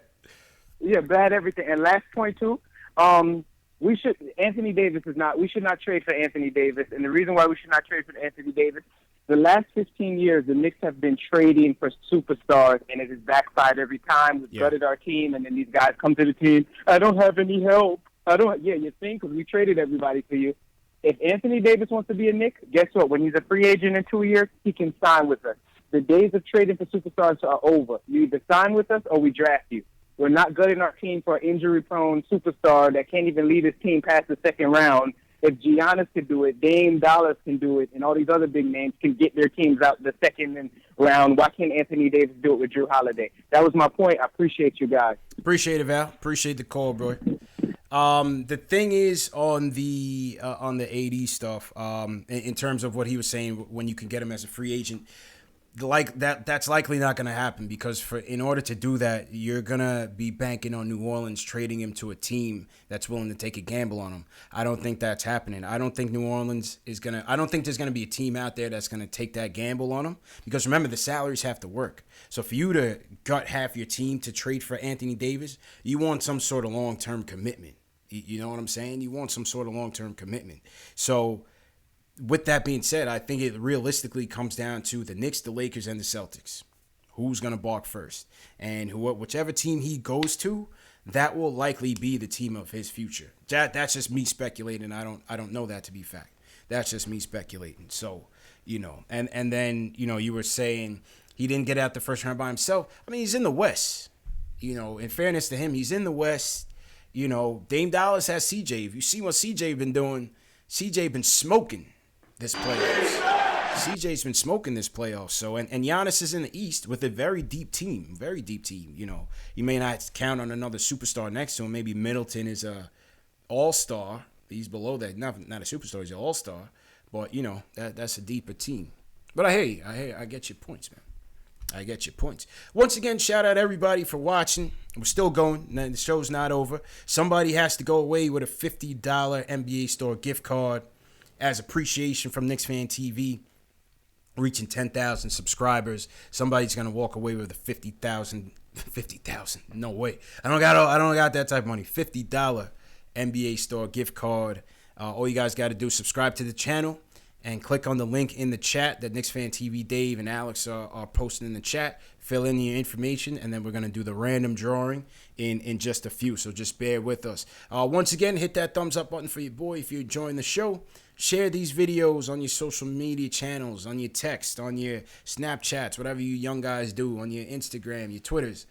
We need more Knicks fans in here, man. We need more Knicks fans. And by the time next season comes around, I want to see the chat doubling. I want to see the thumbs up doubling, subscribers doubling. Let's definitely do it. Next caller up, one of my guys from Long Island, Worldwide West, is on the line. Overall, he says he's against the AD trade, but thinks we have leverage. Wes, how you feeling, man? I'm feeling good, brother. I'm feeling good, man. Thank you for taking my call. You know, I appreciate it. Mm-hmm. No problem, man. Got a couple of things I want to tackle real quick. Yeah. So first, I'm gonna talk about RJ Barrett, right? Mm-hmm. Now, I did extensive scouting on RJ Barrett this year. I watched some of his games 2 or 3 times in a row and followed him individually. Watched his every move the same way I did with Knox last year. Maybe you don't. Maybe you remember. Maybe you don't. But last year I was like pumping Knox from the beginning, right? That he was the best prospect that would be available at 9 for us to take. And in my opinion, I was right. You know, you can argue that Gilgeous Alexander was maybe the better prospect, but I don't think so. I think that, you know, Knox proved himself to be the better prospect. So, RJ Barrett, I've been arguing with a lot of my boys that his requisite skill sets are better, more advanced than Zion in every aspect of the game, right? Now, the one thing that you can't teach is size, which Zion has that intangible over RJ. But when you compare, now don't kill me here, DeAndre Ayton to Luka Doncic, right? DeAndre Ayton went first because he was physically more dominant. He's a bigger guy. And I think he was a more known commodity, too. Yes, he was a more known commodity. And but Luka had a definitive skill set that was way better than what's his name, Ayton. And to me, at the end of the day, like right now, with the way the NBA is, like skill guys is what you need. You need guys who have skill. You know, if you want to have a winning team. Yeah, you can get the junkyard guys around them, the role players, but you don't pick them over potential stars, which is why we pick Knox. Which is why it's so important that Knicks fans stop comparing R.J. Barrett to a dude like Terrence Ross, my man Guillermo. He got too much basketball knowledge to be saying craziness like that. I think he said, I don't know if he meant Terrence Ross, but he said Terrence Jones. And I was like, nah, definitely not Terrence Jones. Terrence Jones not even league. Maybe he meant Terrence Ross. Maybe he meant Terrence Ross.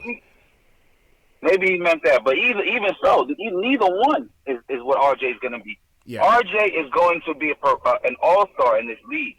He's going to be a guy, an alpha dog, who can lead his team on and off the court. Look at that man's eyes. He's extremely focused. Okay, he's a young gun, and he knows that he got stuff to prove.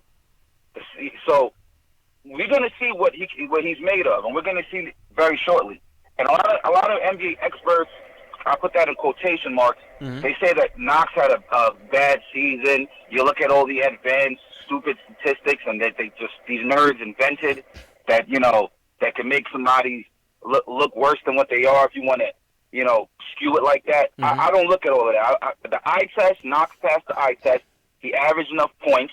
And when the ball was in his hand, when they allowed him to run the pick and rolls, those are the games. You look at his best games, those are the games that he excelled when they played through him. Now you got a whole bunch of veterans on the team, and he was not ahead of them in the pecking order. So those games came few and far in between. Right. So you didn't get to see that on a consistent basis. But when you did see him with the ball in his hand, he flourished. And that's something to take note of moving forward with him and RJ. And RJ is a willing passer. Yeah. Okay, when the point guard was out, he played point guard. Yeah. When Zion was out, he played small forward, power forward. He moved around. He played every single game. And that's what I was saying injuries, with no nothing, was at every practice. That's what I was saying with Knox and RJ is that you have two guys who the front office is going to look to use interchangeably, both capable ball handlers, playmakers, both that are capable of running the break. I think once Knox gets a little bit bigger, you can go a bit more smaller lineup with those two guys. So I think they give you a lot of flexibility. So I agree with you on Knox in that regard. Absolutely. So now let me touch on Dennis Smith Jr., who maybe I have my own bias against Dennis Smith because I did scouting on him and I really wanted him. So I'm kind of biased because I really like him. But how long did it take D'Angelo Russell to pop? Can you remind me? Was last year not his fourth year? Was he not looked at as a disappointing player picked at number 2 up until last year? Was he not coming off the bench to start off last season? Did this man not make an all-star team and make himself to a legitimate point guard after 4 years in the league, right? Right. Did Steph Curry not have a plethora of injuries with his first 2 seasons? Did C.J. McCullough not have a plethora of injuries his first 2 seasons in the league? Did they not give those players time to develop and to cure the injury bug? Yeah. Why do we hate Dennis Smith Jr. because he's athletic? I don't think it's hate on DSJ. I think it's clearly they're going after Kyrie Irving, so it's like that kind of makes DSJ expendable because we need more assets. Absolutely. No, my friend, because this is why he's not expendable. Kyrie Irving is not going to play 82 games. And if you plan around him playing 82 games, he's going to break down at some point. You have to give him, just like Kawhi had about 18 games to rest.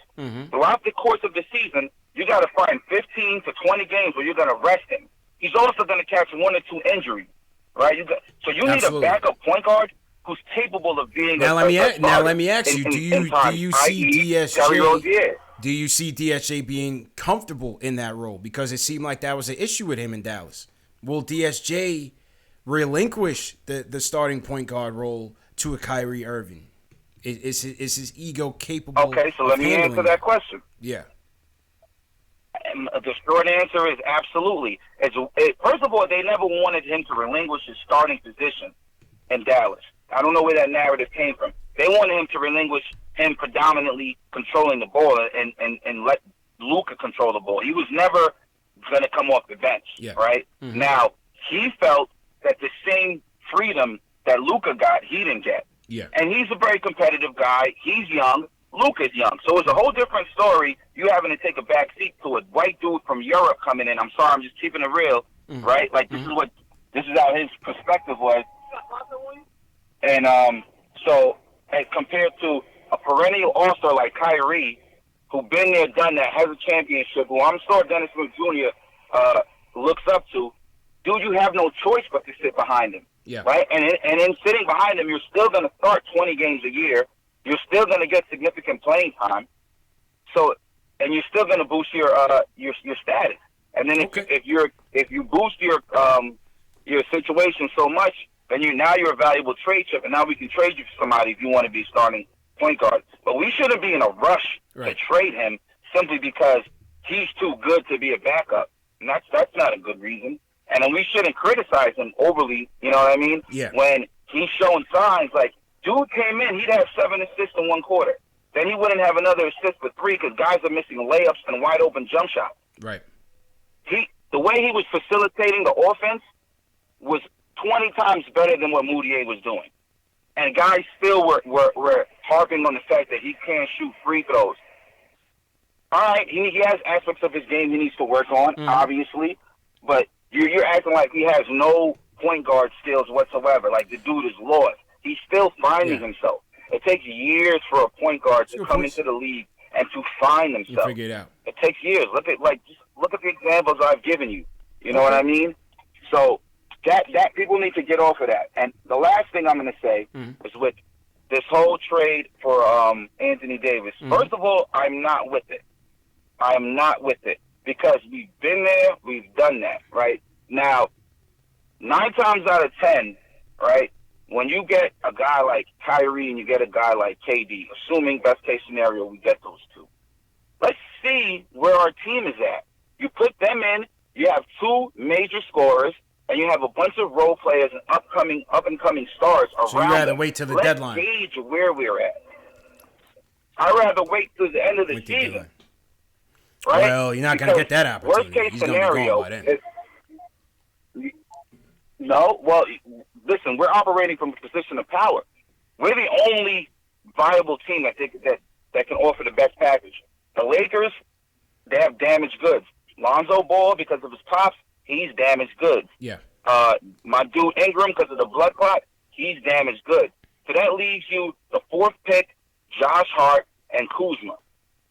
That ain't a better package than what the Knicks can offer. Like one of your previous callers said, R.J. Barrett, his best friend. Getting R.J. Barrett over there would almost guarantee that they both re-sign after their rookie contract. And they both don't end up demanding a trade. Because, dude, you're playing with your best friend from college. That's a dream come true. Let you guys grow in the NBA together and figure it out and become winners on a new team together. And just the same way that Donovan Mitchell embraced Utah and Dame Lillard embraced Portland, they would embrace New Orleans if they had that opportunity. Okay. But I'm not giving up the farm. I'm not giving up the farm because, like I said, he ain't going to Boston. He's not re-signing in Boston. Yeah. The Lakers, they don't have better pieces than us. And if you want to take that trade to trading him within your own conference, which is unheard of, good GMs don't really do that. And that dude that they hired from the Cavs, he's a good GM. The writing is on the wall. Now, you're not going to come here and rape us, excuse me using that term, for a deal like they always do. Please, You're not going to take all of our young talent. You're going to have to come to an amendable deal that's going to make sense for both parties. And to me, any trade, I don't want to involve Knox, and I don't want to involve Mitch. Now, you ask, how can we do that? Yeah. Well, if we wait to the trade deadline, right, from now to then, we can sign somebody who's making, like, mid-level exemption. A mid-level exemption, because of the cap spike, is over $7 million.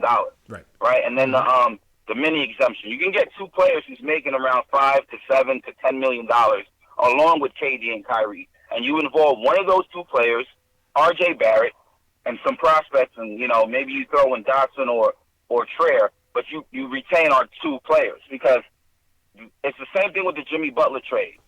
They're not going to be operating from a position of power. They either lose him for nothing or they get something for him. Yeah. And when the Cavaliers traded the first overall pick, they didn't give away, when the Minnesota Timberwolves traded for them, they didn't give away Kevin Love and 4 other great prospects. They said, nah, we're giving away Kevin Love for the pick. Why is it when it's the Knicks, they want our pick and a slew of other things? Yeah.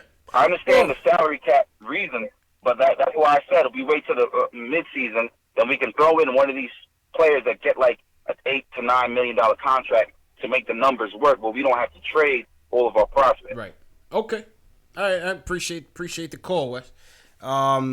My bad. I got to get to other calls, man. I didn't want to cut you off for too long, but we had other calls and we got to wrap up. But I hear what you're saying. I think Wes made some good points. He's preaching patience, patience with the young guys, patience with a Knox, a DSJ. I think the only thing with DSJ, I think a large majority of the fan base, they see talent in him. It's just the inconsistency. Yes, as you said, he's a young player. You look at D'Angelo Russell, he needs time to he needed time to kind of acclimate himself, and now he's an all-star. DSJ could potentially reach those heights. It's just, what does the future hold with DSJ? If we're obviously Kyrie Irving is the target, maybe even less or so Kemba, what does that do with DSJ? Is he willing to be a backup? Do they see trade value for him that can get us a piece that can help us even more as a potential role player than a DSJ could as a backup point guard? You get what I'm saying? On the AD trade, I still think it's going to cost you. I still think it's going to cost you. I don't see you getting away with just the R.J. Barrett and a couple draft picks and maybe a couple mid-level players. But I think it's going to cost you. I think it's going to cost you probably Mitch. I think it's going to cost you Mitch. David Griffin's not going to play around with this. He's going to want to make sure that he gets the farm and make sure he pleases the owners. And for that reason, I think it's going to cost you a grip, man. But appreciate the call, Wes. Definitely appreciate the call. All right, let's go to we got a couple more callers, and then we're going to get to the drawing. Mike from Jersey says he's against the AD trade. Mike, how you feeling, man? Hey, man, not bad. How are you? Good. What's your take on the trade? Yeah, honestly, I'd rather keep RJ, and this is, I'll give you a couple of reasons so far. So, to start, I just want everybody to remember this kid did reclassify. He should right now be a senior in high school. He shouldn't even be in the NBA draft right now, let alone in the top 3. So, right now, he should be the number 1 kid in high school. He is only 18 years old at the moment, one of the youngest kids in the draft.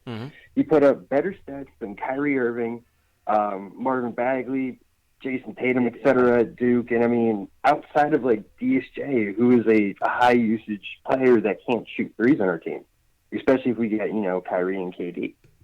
I mean, they're the 2 of the best shooters and shot creators in the league. So let's say we trade DSJ, maybe a second round pick, maybe a couple second round picks for a shooter that can defend, a la Robert Covington. I mean, I'm sure the salaries don't match up, but just as an example.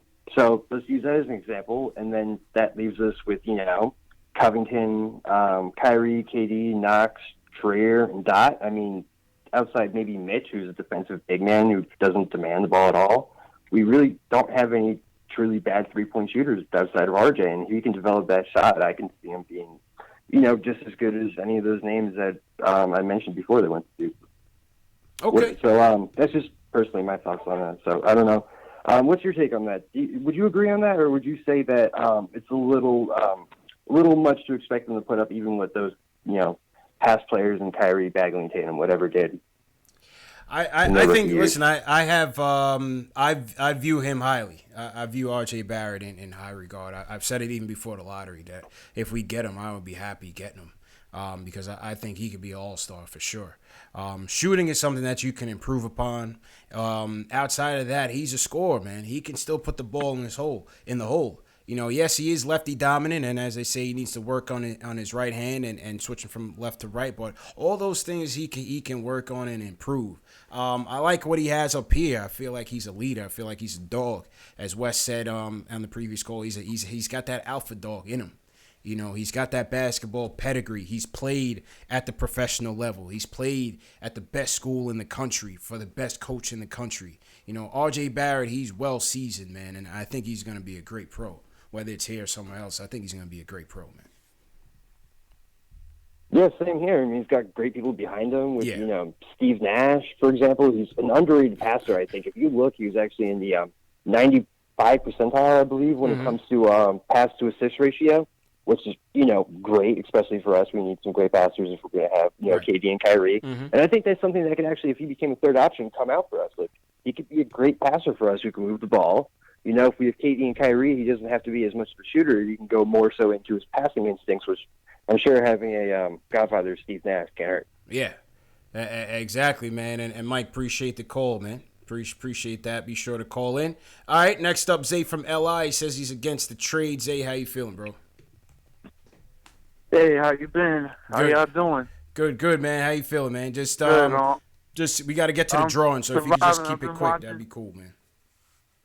Yeah, I was just watching your shows, hitting the like button. All I want to say is I don't think we should trade AD. I think we should grow our youth. Like, I already seen with Coach Fizdale with someone like Moutier, and I've seen videos of him taking the time on Knox. I think we should take our time and see what he does with Kevin Knox, because, he did what Moutier was before and what he is now. He like hit a jump. He hit a big jump. So I feel like Coach Fizz, he's taking his time with Kevin Knox, and I feel Kevin Knox is about to make a jump. Everybody's all against Kevin Knox, but he was player of the month in the beginning of the season. He's only conditioned to play 40 games. He's not conditioned to play 82 games. he started playing bad at the second half. So I think we should trade AD. We got Mitchell Robinson. He's just gonna get better. We got Kevin Knox. I feel like he's gonna get better. And then you add like Kevin Durant and Kyrie, and then you could make a serious run. I feel like. All right, yo, listen. I'm not saying that it can't happen. I'm just asking you guys, is that going to be a satisfactory from that standpoint with getting those two max free agents? You know, is that a sustainable team to be a contender within the window that Kevin Durant and a Kyrie Irving, or Kevin Durant and whoever that other guy is, that they're going to be still in their prime to be able to carry the team, you know, or be the bulk of the production? I feel like Ninja, and I feel like Ninja P, he be making moves too. You know, who knows? He might even get like a Patrick Beverly under the sneak tip. Yeah. You know, and if we get if we get someone like a Patrick Beverly, and you got him to like mentor like a Frank Ntilikina, I feel like Frank could hit another jump. Okay. You know? All right. Like if we have, I mean, don't sleep on Ninja P, man. I mean, he did magic with what little we had. So Never, man, never. Picture him actually having assets. Okay. Appreciate the calls. Having assets, having talent. Appreciate the call, man. I get it. Michael Parker leaves us a super chat. He says he's got the gut feeling that after player workouts, Memphis may decide to draft Barrett over Morant. I don't know. I would definitely take Ja Morant as a consolation prize for sure. It seems like Memphis is set. It seems like they're set on Ja Morant. You know, obviously they're trying to get Conley out of there. He's making way too much money, and he's coming down from his prime. Ja Morant, they clearly see as the future. So I could see him as that building block with him and Jaren Jackson. That makes a lot of sense. But maybe they do become high on RJ Barrett. We'll see. We'll see, man. Shout out everybody who's tuning in. We got over 600 people tuning in right now, so appreciate the love. Once again, this is a special edition KnicksFanTV. We are celebrating 10,000 subscribers. We're also covering this past week's news, so hit that thumbs up for your boys. If you're new in the chat, hit that subscribe button. Hit that hashtag new so we can shout you guys out.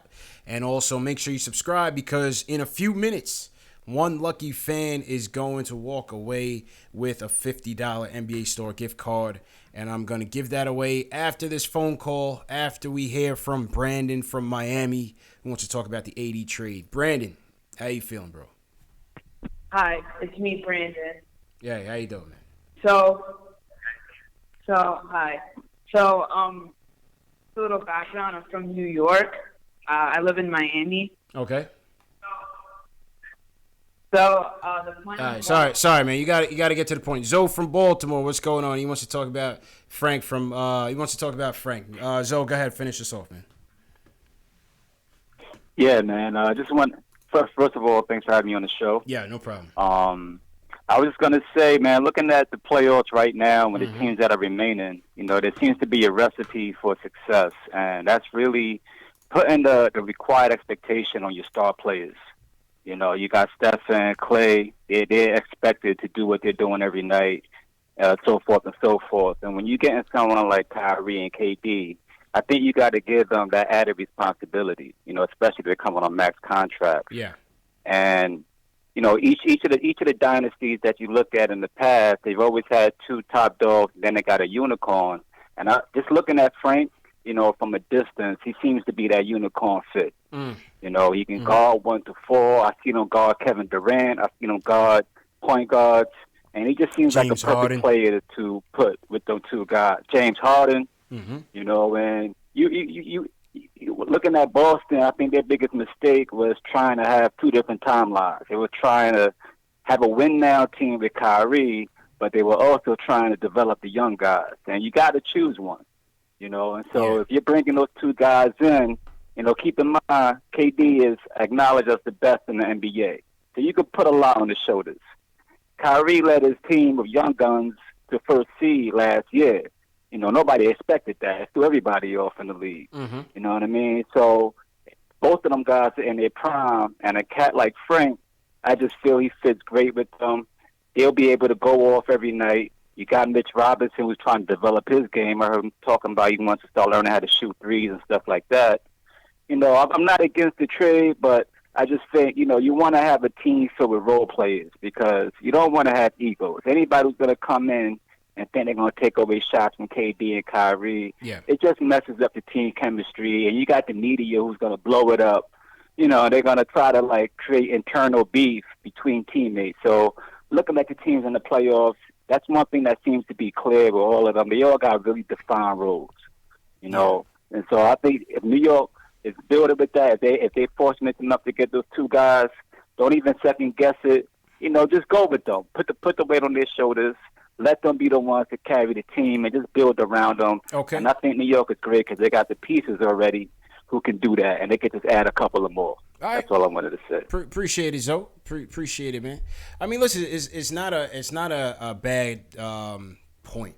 I think everybody has to have a role, like Zoe said. In Frank's case, maybe his super selflessness is a good asset to some team. Is it here? I don't know. It hasn't seemed so. He's had a disappointing 2 years. Some people have argued, and I've said and agree with Zoe, maybe when you get a talent infusion here, maybe he becomes a more solid role player. But I don't know if this management team wants to wait around for him.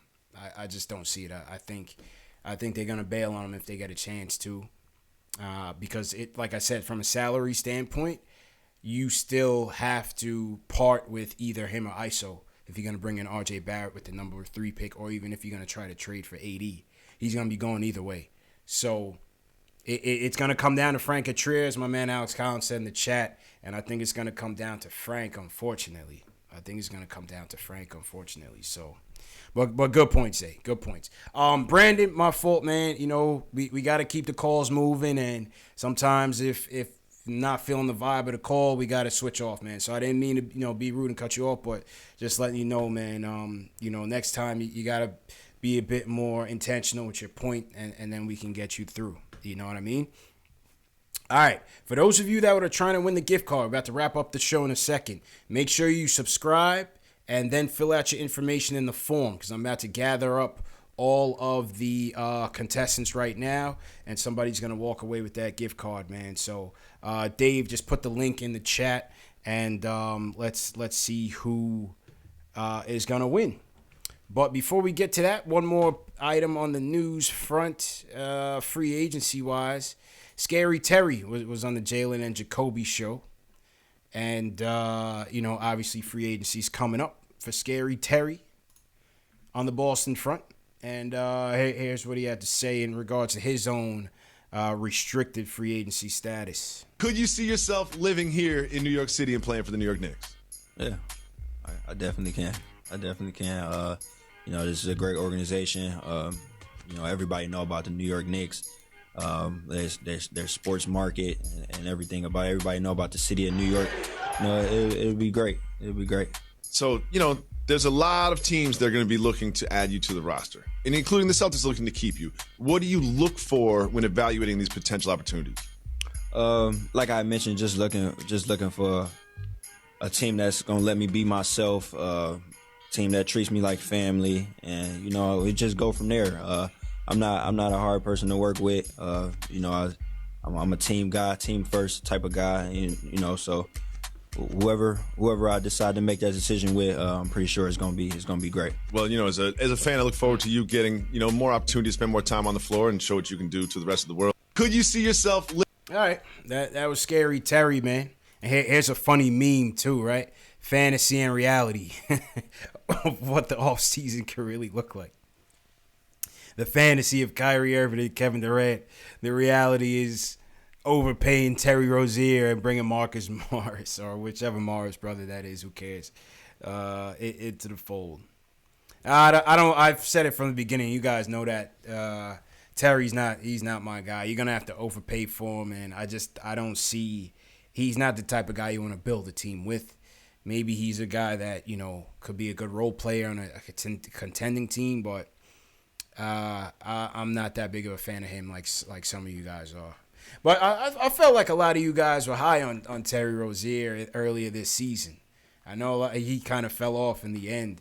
Well, I know a lot of you guys were high on Terry Rozier at the beginning of the season, man. What happened?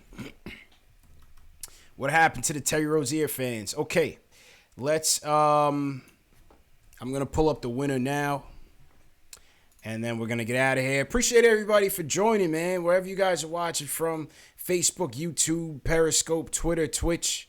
Appreciate you guys for tuning in. And like I said, man, this was a celebration of 10,000 subscribers. Monumental achievement for the show. Monumental achievement for you guys, man. It's not possible without you guys. You know what I'm saying? So, when I ask you guys to like the videos, if you like it, share these videos, so on and so forth, it goes a long way.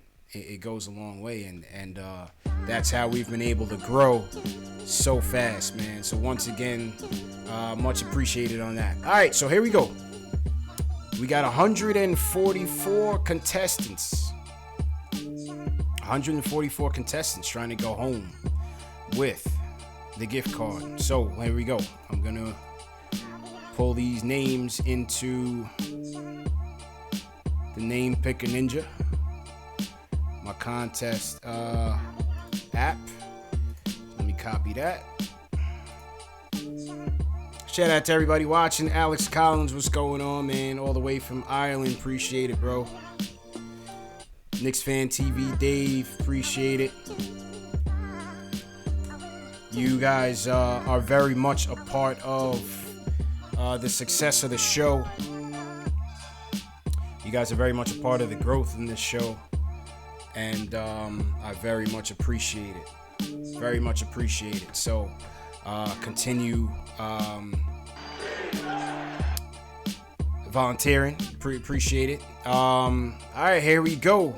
So all the names are here. Let me make sure all of them are here. All right. Let's make sure we clean these up. Clean out the empty space. Make sure we clean out the empty spaces. All right. Here we go. Who's gonna win? Who you guys think is gonna win, man? Lord Scientist, appreciate it, man. I don't know why this thing is all spaced out like that, but let me clean this up. And let's go. I see Brandon in here. Well, Brandon, I know I cut you off the phone call, but hopefully you win the $50 gift card, man. Maybe that'll be a nice consolation prize for you. All right, here we go. Let's clean up all these blanks in here so we don't have any false positives. Alright, here we go. I don't know why this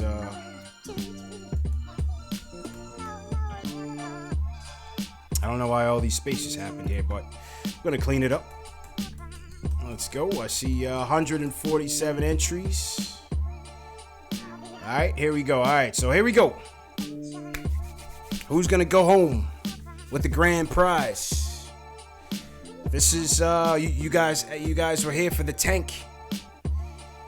And let's see, man. No freezing envelopes going on, no funny business.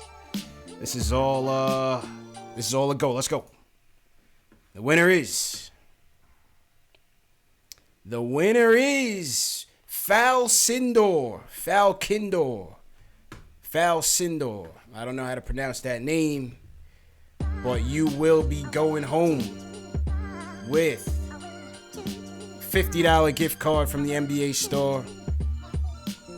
Put that towards a KD jersey if all goes well, man. Put that towards a KD jersey. So once again, Falcindor is the winner of the gift card. Winner of the gift card, man. But listen, there will be plenty of opportunities for you guys to win. You know, we partner up with Statement Games. We're going to be playing more trivia games during next season. We're also going to be doing some other giveaways and raffles and stuff. There's going to be plenty opportunities to win prizes over the course of next season, man. So don't even trip. I'm also giving away 2 tickets to the NBA draft this year for those of you in the NYC tri-state area. So stay tuned for that as well. Man. So anyway, that is today's show. Once again, man, appreciate all the support, all the love.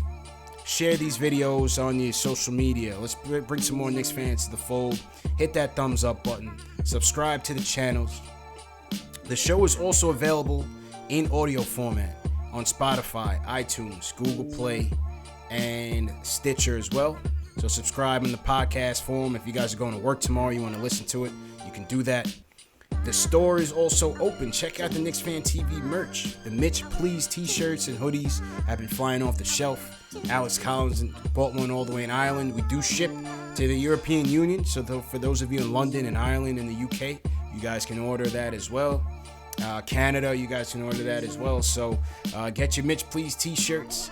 And yeah, man, definitely once again appreciate the support from everybody, man. You guys have been tremendous. Let me shout some people out before I get out of here for sure.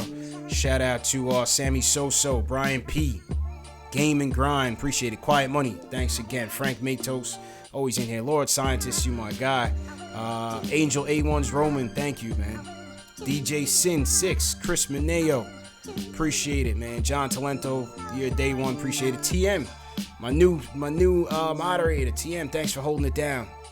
Dr. Carpy, appreciate it.